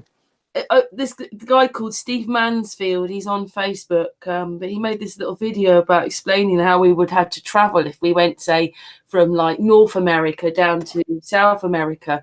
We'd have to sort of go out and then spiral down. Mhm. Spiral Oh down. man. Would you ever do Well, that? hey, technically, if we were moving the way we are, I could be in your country just by hovering around in a helicopter. A Yeah, few hundred. okay, you can pick me up in about 10 minutes. Yeah, yeah. I'll be over there in like 2 hours. I mean, the way the rate the Earth is moving, just sit up there and wait for you to come by. You should Mary be by. Poppins. Put my umbrella up and that's it. And go, hi Cece, I've come for a coffee. Yeah, come on in. And it takes I mean, come on. That is just so obvious, and that's where the Coriolis effect comes in. And then the scientists have thrown that out now. Now they say that doesn't exist anymore, So, I mean, that should be so obvious to people, and it's not. We're not moving. We're not. You were on a stationary freaking plane here. You're just not. Nothing's moving. It's stationary for sure, which means we're not a planet. Nope. If we're stationary and we're not moving, how could we be a planet? How could that be? How is it that the moon is facing us, one side of it, and and all the satellites that are out there on other moons that are on other planets, none of them ever do that. Oh yeah, We have. the moons go round Jupiter, don't they? They show that supposedly things going round things, and yet the Yeah, moon is the only one that doesn't go round. Like it just has the same face. That's what I mean. yeah. No, it doesn't move, and we just happen to have the only one that does that. That's such. I mean, come on. It just screams out, lies, flat Earth. All you gotta do is just look around, and once you wake up, you see all of it. There's no way anything could do that. You know, I remember before flat Earth, I was really into Mars. I was really into the moon Phoebus. I think it was, if I remember correctly. It's the size of it's in the shape of looks like a I don't know. You want to call it a potato? It's basically what it looks like. But I remember right at the beginning of flat Earth for me, I was kind of into that, and moon bases too. But yeah, that's where the lies ended for me. Right around that, they thought that, and also the moon. The moon. I remember coming across that's artificial, that's fake. It's actually really from an alien civilization that left it there for us. I know. When I realised, especially if you get a daytime moon, and you're thinking, but I can see the craters. You can see the craters. It should be black. You shouldn't see it in a blue background. I mean, come on. I mean, Jesus, it's just the daytime moon is so obvious. I mean, it's just incredible. How can it actually be higher than the blue sky if it's in the blue sky? And that's the other thing with the sun is, though. The high altitude balloons do show the sun in the black, and the sun is lighting the black up. Yeah, I remember hearing about that. Yeah, It's crazy, isn't it? Yeah, no, it is. I mean, if you really look at it that way, yeah, absolutely. I mean, it's bizarre. All the answers are up there. That's what they are. And the sun is a big thing. Once we figure out the sun, that's going to be the flat Earth turning point, I think. Maybe everybody should concentrate on the sun or the moon, like something that's there. Because I don't know how you do it. I flew through the sun. Yeah, no. I agree with you on that, because that really should be concentrated on. Those are the two biggest things up there. And we know they're not real. We know that they have their own light source, especially the moon. You know, we should really be forget about the stars, forget about stuff people can't understand. They'll understand the sun and the moon. You know, and I really think a lot of people who have these high-powered cameras and stuff really need to focus in on it. I mean, look at the pictures. You see an amateur picture of the sun and a picture of what NASA depicts the sun as. They're totally freaking different. You know, I mean, come on. It's like they show this big fiery ball with fire coming out of it. And you see an amateur photo of the sun. It's just this perfect circle up there that's yellow. Do you know something? I don't want to sort of poo-poo anything, because we have a friendly discussion debate happening on Friday on Sun and Moon. But it was a bit like when I look up flat Earth, even if it doesn't have a map at the moment, you know, a map that we all agree on or understand what we're living on, because everybody's got their preconceived ideas of what they feel shape is. But anyway, but the pictures there are all flat horizons, everything's flat. Look at the flat of a high altitude balloon. But when it got to the globe Earth stuff, nearly everything they were showing you was animated. Absolutely, and it's always going to be that way. Yeah. But if you look actually on the post I've done on Sun and Moon, I split it. There's globes, and then there's the flat Earth. The flat Earth's all about pictures and proof, and the globes is just about animation. Yeah, it's all that. It's for kids, because we were children at one point. You know, and what do you do drawings for children? You know, and they accept it, and they look at it. They say, oh yeah, okay, that's how everything is. You know, and then that's just they're very good at what they do. It's amazing. It's all yeah. Meanwhile, we have real evidence of actual pictures of actual boats not disappearing and lakes that you shouldn't be able to see the shoreline, and it's almost like people who are not flat earthers need a cartoon in order to relate to, because that's what we grew up with through NASA and through everything else. All of them are drawings, all animation of everything, of the planet, of the stars, of the universe, of solar systems, of everything. I mean, you know, galaxies, they're all pictures. You know, I remember seeing remember you mentioned the nursery. You know, you need two galaxies to, you know, to collide to create, you know, that nursery. You remember that famous photograph that they had, or CGI, whatever you want to call it, of it looks like almost a female and a child, and it's clouds, and they call that the nursery. Inside that, you know, stars are being born. It's a famous picture that they came out with. I'm always curious to find out who did that. I have to look that up. I'll make a video of it one of these days. But yeah, no, it's all drawings, all of it. I know I put a little bit on my video about stars last night, because if you're living, say, like you are in New York, when you look up, you'll only manage to see a few stars. But by the time you get extremely rural, there'll be a million stars up there. Isn't that crazy? Yeah, no, the light pollution really is a big thing. And I don't know if they've done it in far away, doesn't it? Because how would just a bit of light pollution affect things that are so far away and so fixed then? So it just shows you that everything is that close, that even the street lamps are going to affect it. If you go into the Hayden Planetarium and you shine a light, you're going to saturate that entire sky, or whatever, the globe, whatever you want to call it, and you won't see anything. So if these stars are as powerful as they say, and as far away, and they're trillions of miles away and trillions of light years away, I mean, and they're that bright, how could a little conventional street light saturate it so I can't see it anymore? You know, yeah, no, you're right. You're right. I agree with you on that. Because when I go to the Catskills, it's a totally different sky. It is just lit up like a Christmas tree.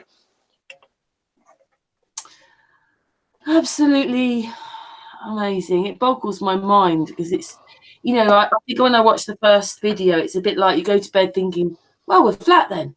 And you think, but the next day you wake up, it's only the beginning of the journey. Oh, absolutely. It's learning every day, daily, you know. I just recently found out the you know, what they did with Hollywood, you know, with everything with that just a few months ago, you know, that it is just so satanic and so bad that all of them, especially the really famous ones, are having such a powerful influence on our children. And you know, I mean, I we thought were kind of, as we were growing up in the 80s and that, were nice, like, you know, Disneyland. Who didn't want to go to Disneyland? Don't go to Disneyland anymore. Don't do it. Oh, that's Horrible even things Disneyland is the that worst. are used so disgustingly. Yeah. Oh, Disneyland is bad. I mean, they have a lot of satanic symbols on everything, you know, and it really is bad. And I was in the trap. I mean, I even went to Epcot Center. Of course, I was in high school though, you know, so we were just doing stupid things down there. I didn't really care. But yeah, no, Walt Disney's really, really bad. I mean, they are, oof, God, the satanic stuff that they have in their cartoons, and you know, people don't see this. You know, now when now you know what to look for. And I mean, there's not a movie that they make that does not have some sort of 666 in it, or something satanic, something perverted, that children just don't understand. You know, but they're seeing it. You know, and they think it's harmless, you know, and we used to think it was harmless, but it's not. It's really bad. Revisiting like some of the programs, you know, as a joke one day, you know, we did have things Parsley and Pear with Hammy Hamster, but they were outside. So in the 60s and 70s, at least we were outside a lot more. But now, obviously, they realised that the television was going to work that well. They've just pushed it and so that nothing you're watching on there is the truth. It's horrible. Oh, it's horrible. And you know, they moved. Oh, I was going to ask you one thing. Did they go to LED streetlights in England yet? Have they done that? I think we have. I think the ones outside are LED, yeah. Okay, all right, because they did that recently here, where nobody had a choice. The next thing you knew, you walked outside and you have this humongous bright light. You know, street lights are originally soft yellow lights. That's what they were. You know, now they're these. You can't even look at them. It's like looking at the sun. You know, I mean, it's so bright it leaves, you know, an after. I mean, it's just it's. I don't know why they started doing that. And don't give me this bullshit that they think it's saving energy. I don't buy that. That's total nonsense. They have that there for a reason. These LED lights now. All the towns have now done it. They've just pretty much everywhere that I've driven now, I've seen them.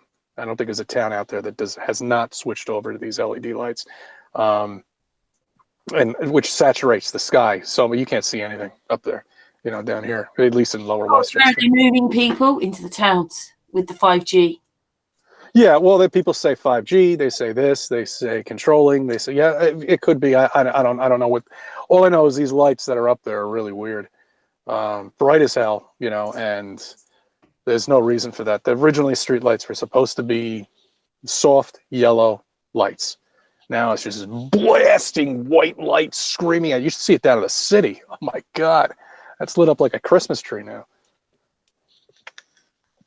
Yeah, and then you find out after all this, what it seems to me is I realise, like, you go to the supermarket, you buy your food, and then you have to pay for the plastic.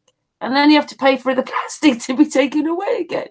It's like they've got us every which way, haven't they? When you actually think about it all, these things are starting to really annoy me because it's just like we they're buy charging, pay for it, so it shouldn't be us that's those companies who sold it to us need to dispose of it. They wasn't packing it in plastic. Everything is in plastic, isn't it?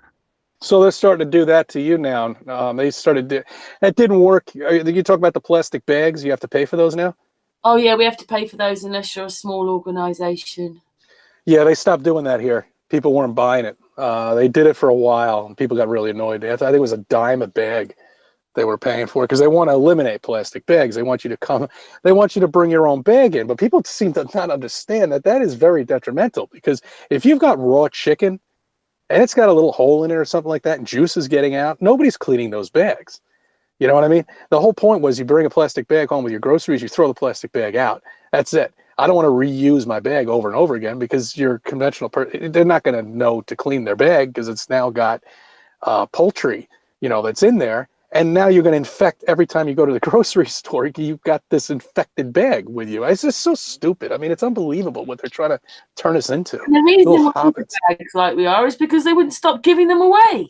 Yeah, I know. They're all over the place. I mean, you think they're gonna be able to do something about it? Come on, we used to use paper bags. Now supermarkets have now moved to paper bags, which actually I prefer. I don't care. As long as it's got a handle on it and I can carry it, that's fine with me. They're trying to go to paper, and paper's good. It's good to throw it in like a, It's garbage. all about trees being chopped down. So they said that's why they've gone to plastic. But I don't want the trees chopped down. I mean, maybe you can make paper out of bamboo and stuff like that. You can do it differently without chopping all the trees down. But paper's much better, isn't it? Because it's biodegradable. It's biodegradable. They're also making recyclable paper now, so it's not as strong as the paper, the regular paper, conventional one. But Like that, but it's still little shades of plastic, isn't it? All sort of breaking up, and that's going to go into the ground. There's still going to be bits of plastic, isn't there? oh no, plastic is the worst. We are basically, our civilization is plastic and electronics, and it's probably the most damaging for the environment. Even this electronic cigarette thing that I have here. How do you dispose of this thing? What is even inside of it? I mean, really, what if I throw this in the ground? It's not going to disintegrate. You know what I mean? I mean, really, everything, plastic, it doesn't disintegrate. The only way you're going to be able to disintegrate is if the creator makes a volcanic eruption that covers everything. That's pretty much the only way you're going to be able to clean up our mess. I don't know what it quite means long term, but I did see that actually this one company as an experiment, they took plastic and they actually made it into roads. Well, couldn't we start like recycling it that way? Well, yeah, I don't think I'm driving around on a plastic road, but yeah. Yeah, no, they believe it or not, they started doing that here in New York. But what you think it is? It's actually marijuana. They started doing it to fill potholes, and you can see it. They go out and they fill these potholes. But apparently, all the marijuana that they've seized, they're recycling it and they're making it almost into a tar kind of, and that's what's pretty much. How much are they capturing then? No, I know. There's jokes all over the place. Say, yeah, come on, let's go dig some up. We'll make some hash out of it. Right. It's mixed in with who knows what other chemicals. But they actually started doing that here in New York, and it's this machine. It's incredible. And it fills up the pothole in like 2 seconds. It's like tar. It comes out of it. I've seen it on the thruway. I've seen it, on several different highways. Yeah, I mean, I don't know. It's like they all want us to live in these small little apartments and be hobbits, and that's all about control. It's amazing. And people are falling right into it. They really are. Yeah, we've fallen into it, but some of us want to get out of it now, don't we? Absolutely. Well, we have. I mean, I've made a lot of changes in my life. I don't watch TV anymore. I don't listen to the news anymore. I go home now. I don't turn anything on. It's I don't even really listen to music anymore because I know that's all satanic and that's all controlling. I still like music, but I mean, I know what it's there for. That's it. I mean, it changes you completely. People are going to notice it. They're not going to understand. Wow, you're not listening to music. You don't watch sports. What do you do for fun? I go out. I go fishing, or I ski, or I play tennis. That's fun to me. Sitting in front of a TV watching a freaking football nonsense game or anything else, how could you even say that's fun? You're not doing anything. It's all rigged. All of it. I know everything. What you say with you, CC. You're quite a social person, so sitting in front of a television just partakes you away. Absolutely. You like people and doing things. Yeah, and I've always been like that. Excuse me. And I've always been like that. I remember my friends, when I used to have people over, on the weekends, every single TV would be on, but we wouldn't be watching any of them. That stopped us all talking because now, I'm just the same. I'm sorry, I'm the same. We don't sit in with a table and eat. Now we sit watching the television and eat. The television's on. The people aren't talking anymore because we're all watching drama on the television. Yeah. Yeah, I mean, my daughter is getting out of that. She started for a couple of months there being glued to the TV and also the electronics that she has. And what really annoys me is when people that are, not related to us buy gifts for my daughter, electronics. I don't want Apple items in my house. You know what I mean? I don't want an Apple phone in there for my daughter. You know, she's not old enough. You know, I mean, these are things you don't buy kids that are not yours. I tell you something, my children are quite strict with their children. That's what it looks like, much more than me. I wanted my children to be themselves, and they're Yeah. not allowed to have this. They're not allowed. But my granddaughter of 2 and my granddaughter of 4 know how to use an iPhone. Mm-hmm. No doubt. I see 5-year-olds with them. I see 4-year-olds with them. It's an electronic babysitter, basically. The 2-year-old doesn't know how to ring and that, but she knows how to flick all the pictures, and it's amazing. She goes through my photo album. She's 2 on my phone. Yeah, although they know more about that phone than you do, and they learn very quickly. It's amazing. Hey, look, I give her stuff when she, you know, and we're strict on the amount of time that she's allowed to use it. It's very addictive. It's amazing. You take an iPhone or any phone out of somebody's hand, they are going to tear you apart. Especially the millennials. Forget them. You can't get them away from their electronics, their phones, their smartphones, or anything. They're the worst. That is the worst generation as far as I'm concerned. That is the most. That's the one that really needs to be worked on, because that is a generation that could really change what's going on, and that's probably why they concentrated on them. I mean, all of their ads are geared to millennials now. You know, you can just tell with the commercials. You know, they're not. The market is the millennials, and that's the most asleep, I think, at least here in this country. And it really needs to be changed. It's an important generation to wake up that really, you know, will wake up and be able to stand up in their classroom and say, F you, professor, everything you're teaching is complete horseshit.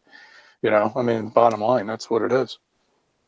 Well, I think the television really has sort of taken a part of childhood away. And once they get into that, even my own daughter, I was the same, you know, we were the same a bit, but it's just about trying to make children into adults at about the age of 8. Yeah, I remember one movie I saw when I was a kid. Yeah, it does change. Your daughter, you want her to have her innocence for as long as she can, in a way. That's what you're saying, isn't it?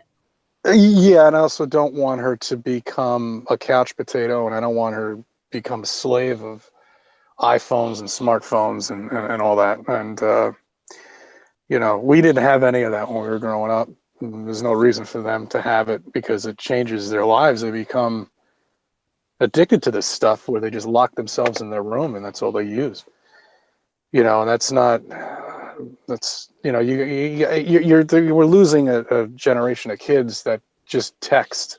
They don't speak to each other anymore. They just text. That's, you know, relationships are revolved around texting. You know, I mean, how inhuman is that? It is really, but it's the norm for today, isn't it? Yeah, well, we've allowed it, you know, and it wasn't like that. I remember when they first came out with a personal computer, people hated it. They're like, who the hell wants one of those things in their house? Now, you can't, there's not a house that doesn't have one. I hate these things, but it's one way that we can communicate, unfortunately, isn't it? When we don't live on the same piece of land. Well, we know how to use it, you know, to our advantage, you know, because if it wasn't for this stuff, I wouldn't have any friends. You know, I wouldn't be able to met anybody at all. I would have never met you. I would have never met anybody, you know, in this journey of flat Earth, you know, if it wasn't for this technology. So I'm for it. I'm against it in a way where I think our children are being corrupt with it. You know, it's just a mind control for them. I think it's a bit about money. Maybe money would have been all right, but unfortunately, money's the most important thing. If you haven't got money, you've got nothing. And they've made money the most important thing, when actually it was the people that were the most important, and money was money. But it isn't. Money's everything now, and that's the problem, isn't it? It's those kind of things. Yeah. Oh well, if it wasn't for us, these billionaires wouldn't be as rich as they are. They need us, you know. But the thing is there's a lot more of us than there are of them. They might be running the world, but we are the ones who are actually running the world. They're just sitting by collecting. We're the ones running around working, you know, paying our bills, and while they're just running the whole world, you know. It's amazing. But you know, hey, look, do we need a revolution? Absolutely. You know, is this gonna turn into one? Possibly, yeah. It's flat. Yeah, I know, really. I mean, it comes down to that. Enough people wake up and they found out NASA lies and they're taking all this money away from us for They're nothing. hiding how many people have woken up. Like you were saying, like in one sense, like I'm saying, you do a cough and a million people look at it, and yet, you know, like everybody's saying how big flat Earth's growing, but I'm not sure if the figures show that yet.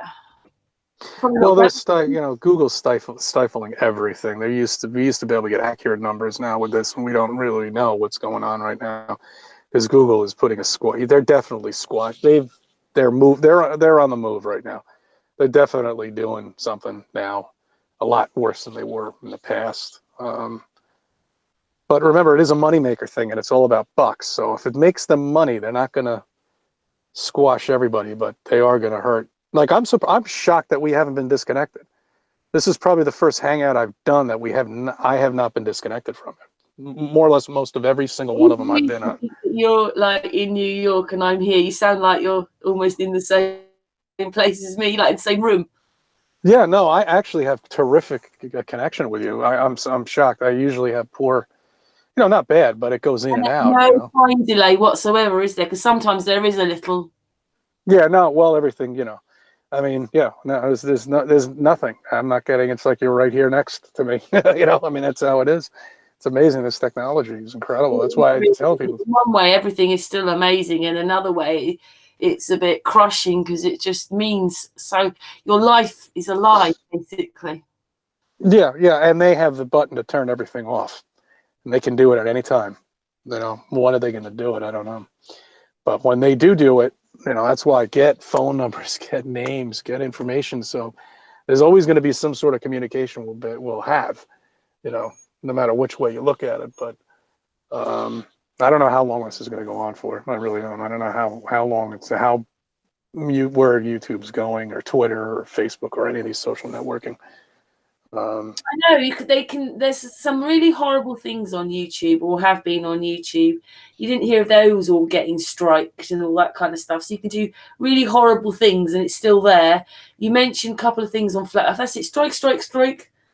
Yeah, yeah, no, it's amazing. I mean, you know, people can talk about anything else. People getting killed. They could show videos of everything, and they don't get strikes. They don't get hit. Meanwhile, someone like myself, I haven't gotten the strikes mainly because I don't put anything on. It's just me, you know. So I very rarely talk about, you know, shootings and stuff like that because those are usually, and I don't put those in my title either because that's going to be a strike if you put that in the title and start talking about that, because we all know.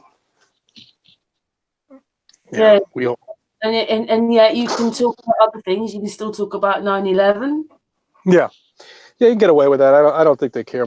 Yeah, I mean they bought it. Everybody bought it. I bought it. Hey, look, I thought that was real. You know, I could have sworn it was. You know, now I know it was a demolition. It is weird because 9/11 and Flat Earth did come up as those little things. Suddenly at the bottom of your page, I'll be interested or something, and comes up and you think, suggestion wise, yeah, it does. It does. When you put Flat Earth in there, 9/11 comes in. yeah, but what I'm saying is 9/11 came up first for me, and I was thinking it said related top whatever. And I thought, what do you mean 9/11's a lie? Because then, Yeah. you know, and then you start watching it and oh my God.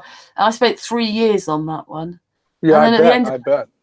Flat Earth, and I was like, no, because I knew if I started looking, it would be a long thing, but I haven't stopped since. Yeah, no, I had people personally affected by it, so that's why it took me a while to get through that and accept it, you know, for what it really was.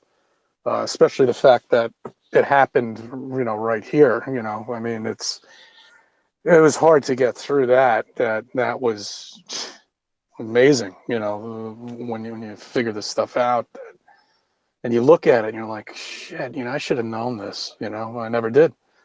You know? I think that's it. When most of it you look at, you think, I should have known this. I should have realised a long time ago. Yeah, I'm surprised. We are the generation. No, I didn't know that. because we take everything for granted or believe what we're seeing on the internet. And once you Well, see, that's the problem. Yeah, I mean, we believe in that stuff.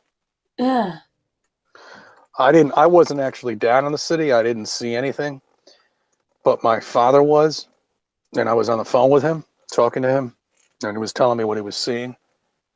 Um, so that was one of the main reasons why I believed it. And then I could see everything on the TV. Why wouldn't it be real? Why would they be lying about something like this?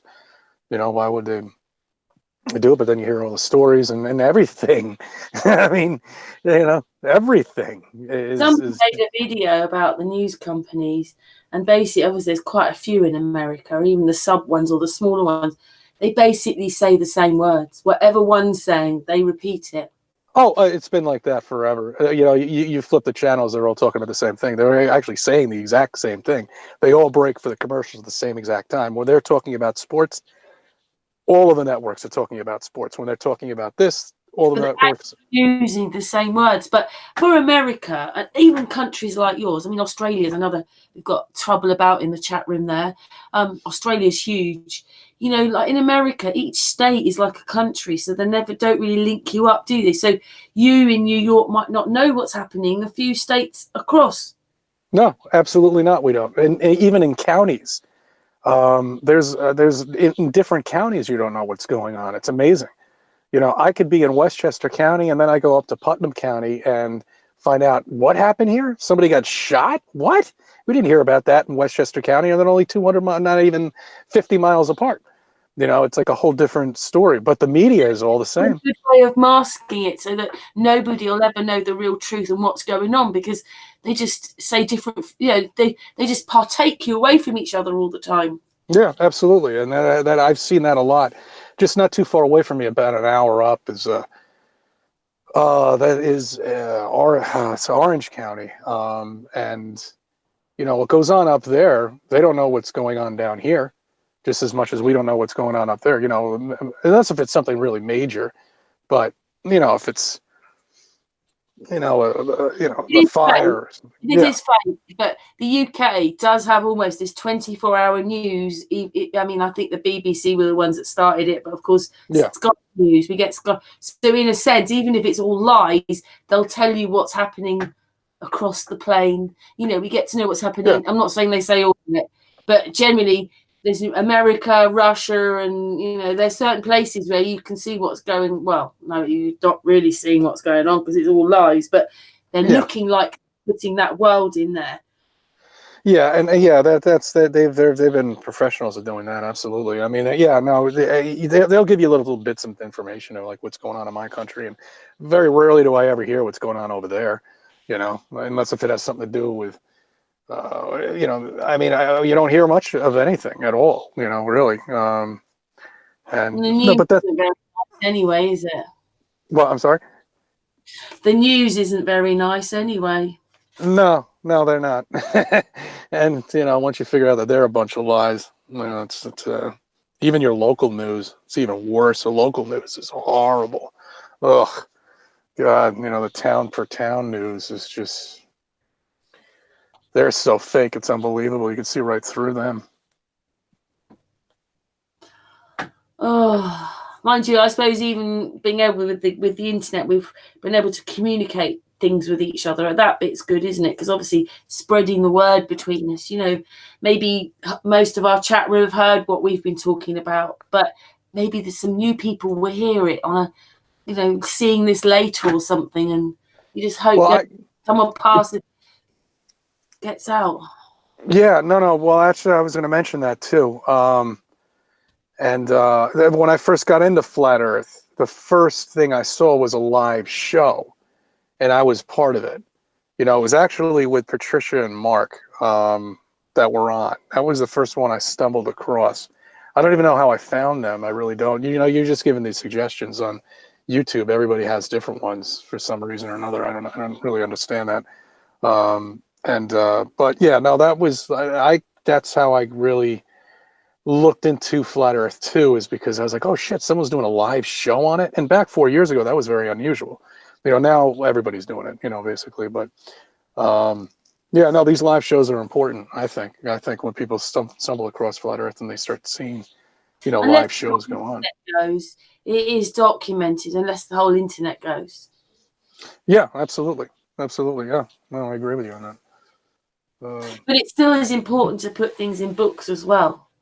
Because if any, like with what it, like if you follow Martin Leakey, it looks like in the 1700s we had electricity and etc. So they lied about that, and then where's Mhm. all the information gone? I mean, maybe they weren't on computers exactly, but they had a lot of things, right? It was different.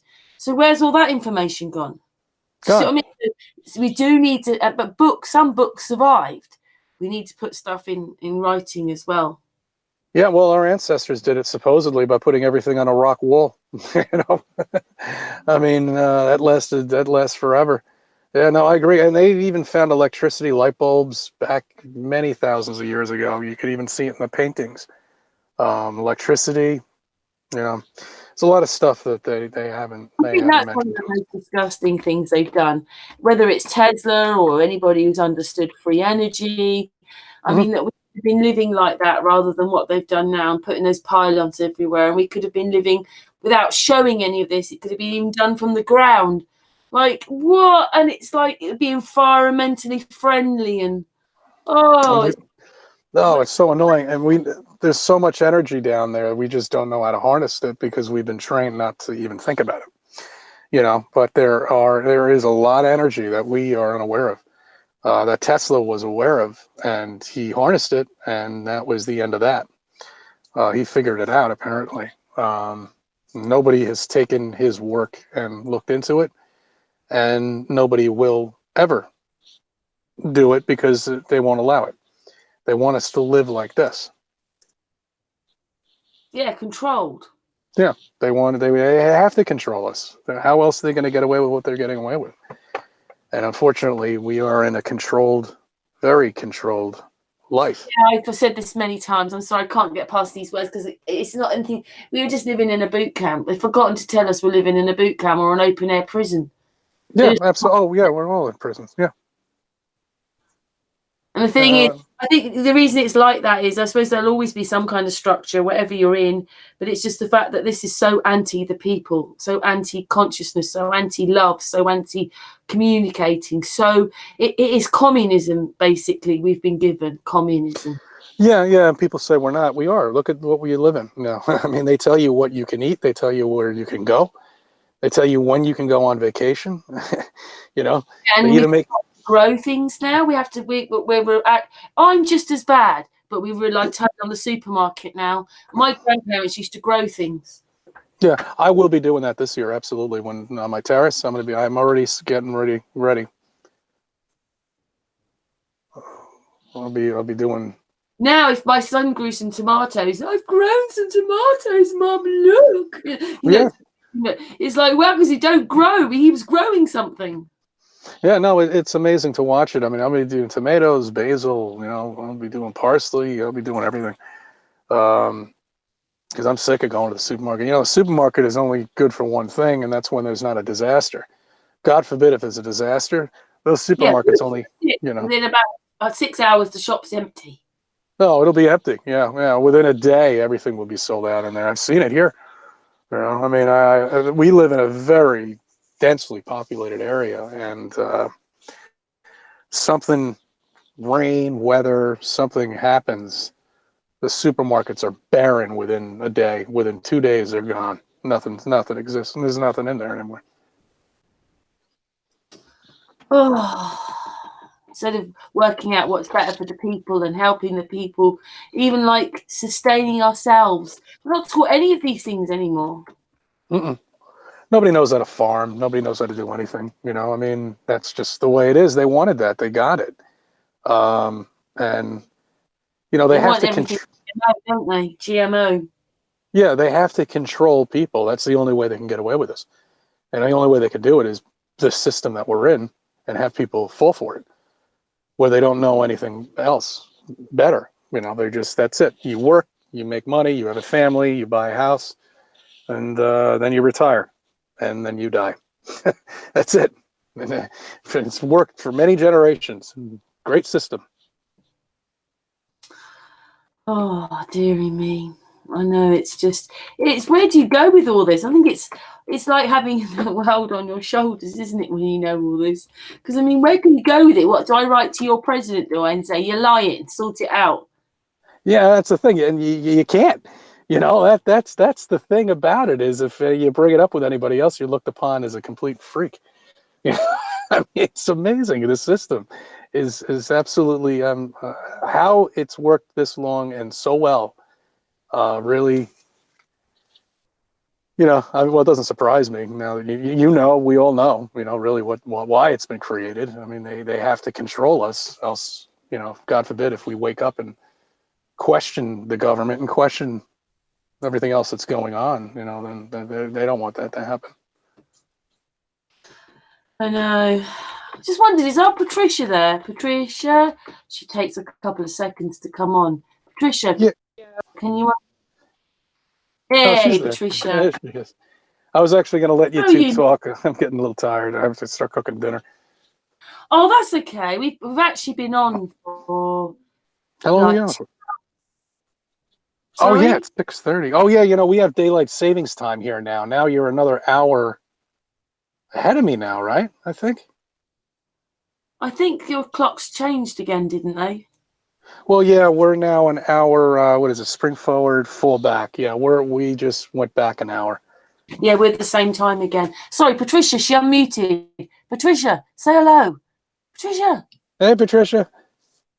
Hi, Susie. Hi, How you Sharon. doing? We've spoken a few times. CC, do you want to go now, really? I don't want to go. I just have to start cooking dinner for everybody. They're gonna. Yeah, I'm hungry. I want some.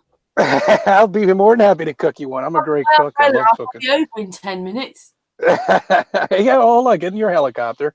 Just sit up there. Umbrella out. We're off to New York for Lucky Day. No conventional flying at all whatsoever. Oh God, nobody's even thought of that. Oh, Jesus. Hey, Patricia, before CC goes, is there anything you'd like to ask him or say to him?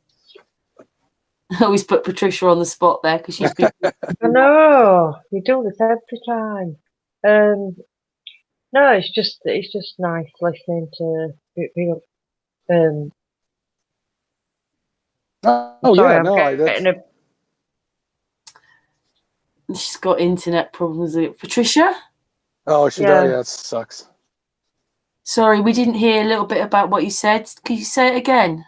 Sorry, I was just saying I'm feeling a bit tired myself, to be honest. So, but yeah, it sucks, these time zones that we're in. You know, it's really, it really does suck, these time zones. You know, 5 hours ahead. I always meet people 5 hours ahead, or 12. One of the guys I was talking to was in one of the Philippines. He was in the Philippines, so he's exactly 12 hours ahead of us. That was even more difficult to even coordinate times to talk. You know, it's like you're almost a day ahead of me. Yeah, actually, you're one of the closer ones, you are, because you're only like, what is it, 6? Oh, actually, that's strange, isn't it? Because wherever Robert Forsh is, he's 5. North Carolina, he's 5 hours. He should be. He's in the same time zone as me. Oh yeah, no, I'm only 5 hours. It's because of daylight savings time. You're only 5 hours ahead of me now. Yeah, you'd be, but before the daylight savings time, you'd be 4 hours. Spring forward. Yeah, you'd be 4 hours, I think, right? Yeah, I wish it wasn't there, really, because now it's starting to get like well, it gets really dark so early. Yeah. What time does it get? Just before, because obviously I know you don't want to stay on much longer, but Yeah. what time does it get dark for you right now? This time of year, it's usually typically around 4:30, 4:45. It gets dark. It's not quite there yet. You still have light until about 5:30, but it's going to get to that point. December, what's it like for you in December? Oh yeah, December lights out at 4:30. You know, basically you're in the dark. Patricia, doesn't it start getting dark here about 3:30? Not the. about 3, 4-ish. Yeah, I was just thinking, my daughter's in New Zealand and she's 13 hours ahead, and like if she rings me on a night, is it on a night? No, she rings me on the morning, it's night there. And you're like, what day though? And it's just, I just can't get my head around these time zones. I just think they're stupid. Yeah, no, I they really always have do. been, especially the daylight savings time. We're the only country who does it. And originally, the only reason why they did it is back in the 1800s were for farmers. That was the only reason why they even implemented that, and they never took it away. They've been talking about taking it away for years. As a matter of fact, I think there's a couple states that don't even acknowledge it anymore in the U.S. that are Well, just a throwing lot it of out the window. research, a lot of those time savings came in the 1960s. It was to help the ball, but it's not clear what you think it is. The day and night, the day and time, they're all to make people shop more. Yeah, absolutely. Shopping and for the kids coming out of school. You know, I mean, that's what they claim. But yeah, no, it's. I'm sure it has something to do about money, absolutely. But everybody hates it here. It really screws you up. It's only an hour, but it throws everybody off. I mean, in the summer it's different because you go ahead. But you know, it does throw everybody off. The next day when they do the time change, you can tell. You know, it's only an hour. I never really understood why we're the only country that does it. Nobody else follows it. So you get sort of very similar nighttime, daytime, summer, winter as we do. Oh yeah. No, we're the same. I have asked around to other people too. It seems like it's the same thing. You know, you usually get dark at around the same time. In the summer, what time does it get dark for you? Oh, in the summer you got great light until about 8:30, 9 o'clock. You know, here. CC, we don't get dark till 10:30, 11 o'clock in the summer. Really? I didn't know that. Yeah, no, we're dark. We're, 9:15 is usually the latest. But in I the think for winter, some of like these days. Patricia says, 3:30, 4 o'clock, it's getting dark. Like December, like leading up to Christmas, it'll be. It gets dark that early there. That I didn't know. I wasn't aware of that. You see what difference we get? Yeah, And no. it wasn't because of flat Earth. I was realizing that you can still see light till maybe 11:30, 12, just that little bit in the sky, and then at 3:30 in the morning, the light's back again. Yeah, well, that's the same here too. It always, especially in the cities, you're always going to have that light pollution. But I even see it upstate where you really don't see it get that pitch dark. You know, maybe it's just me, but I still see some glimmer of like a little light on the horizon. You know, maybe I don't know. It's hard to I explain. want to somehow, when I've got a bit of time, work out why the Orkney Islands above Scotland and places like Denmark can get a midnight sun, but Aberdeen on the mainland of UK at the top, but obviously Scotland, but doesn't get a midnight sun. How they're not that far apart, the Orkney Islands well, they may be a few hundred miles or whatever, but 300, whatever it is, but they're not like from here to America. Yeah, it changes drastically. Yeah, it shouldn't. If you lived on a globe bottle, yeah, no, it shouldn't. Island, aren't we? Look at the size of you compared to us.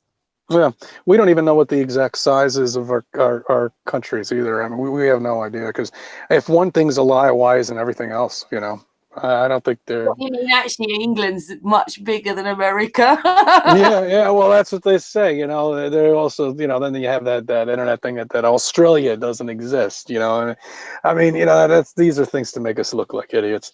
But yeah, Dave Marsh. Hello, Dave Marsh. Welcome back to the UK from the conference. He says it all depends on the latitude. Yeah, absolutely. He's right. Yeah. But we did prove one thing when we were on a hangout once. What it was is we just went on really late at night. But what it was is because obviously California is so far behind us that basically it was about 7:30 in the morning here, and maybe 8 o'clock, whatever it was, on the Sunday. It was much later in the day in Australia on Sunday, and then it was only 11:30 Saturday night in California. So Australia can't be near California. It was in another day. It's in the day after.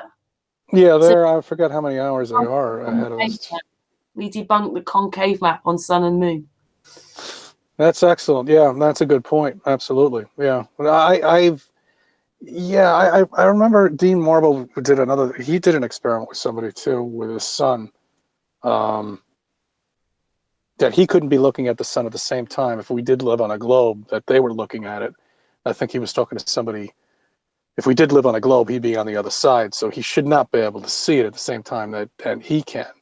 And yeah, no, there's all these experiments that we're doing, you know, they're just basic everyday stuff, you know, that you see every day, and they still think that we live on a globe when it's not possible. Not possible.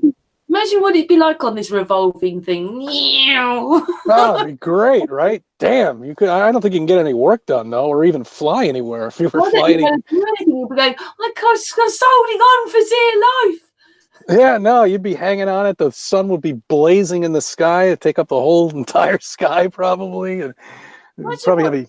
Would look like it was just, this is ridiculous. Oh my goodness, what we're No. I mean, think about it. All the stuff. If it was really true, what would we really be like here? You know, we'd have to have these supersonic planes that have to go against the spin of the Earth. That would have. I know that's the other thing that I talk about with, you know, when I try and say something, I say, look at two aeroplanes. Is one fighting the rotation of the Earth? No, none of them are. No, even if they're insane. Even if you were like, if I take a plane from here to Florida, which is a straight flight down the East Coast, there still should be some sort of fighting with the curvature, because, you know, if you kept in a straight line and the way the, you know, Earth is revolving, you would be somewhere in the middle of the Atlantic Ocean by the time you land. So, you know, it doesn't make any sense that people don't really even see that. You know, I mean, it's the planes are a big giveaway, but nobody really understands them. You know, I mean, think of how fast you would have to go. You'd have to go not only faster than the curvature of the Earth for me to even get to Florida. I mean, to California, say. I think if you were in an airplane, it'd be the worst ride of your life. Yeah, you'd have to be going 2,000 miles per hour, basically. It would have to be this missile, you know. Meanwhile, this little rinkety-dink plane with 2 jet engines on it, you know. I mean, yeah, right, whatever. My ass. There's no way. You have to be traveling at 2,000 miles per hour, and that's how it is. Sorry. You live on a flat plane, everyone. Sorry to have to break it to you. Well, maybe flat Earth's all about thinking, because it's a thinking thing. Because the other way, we didn't think at all. Now we think all the time.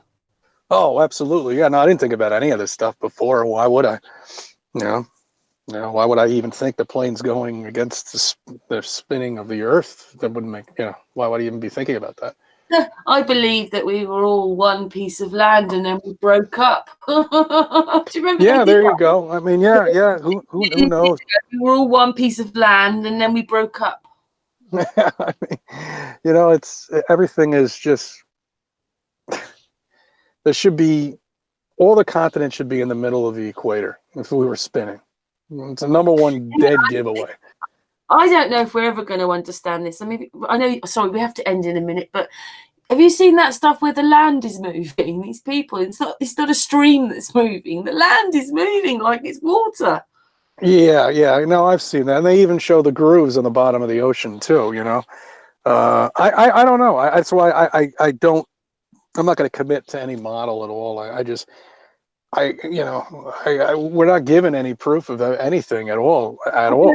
Can anymore. I realized a long time ago, because we started off as a research group with a map, and we had all the researchers, but the researchers were a bit big-headed and caused loads of problems.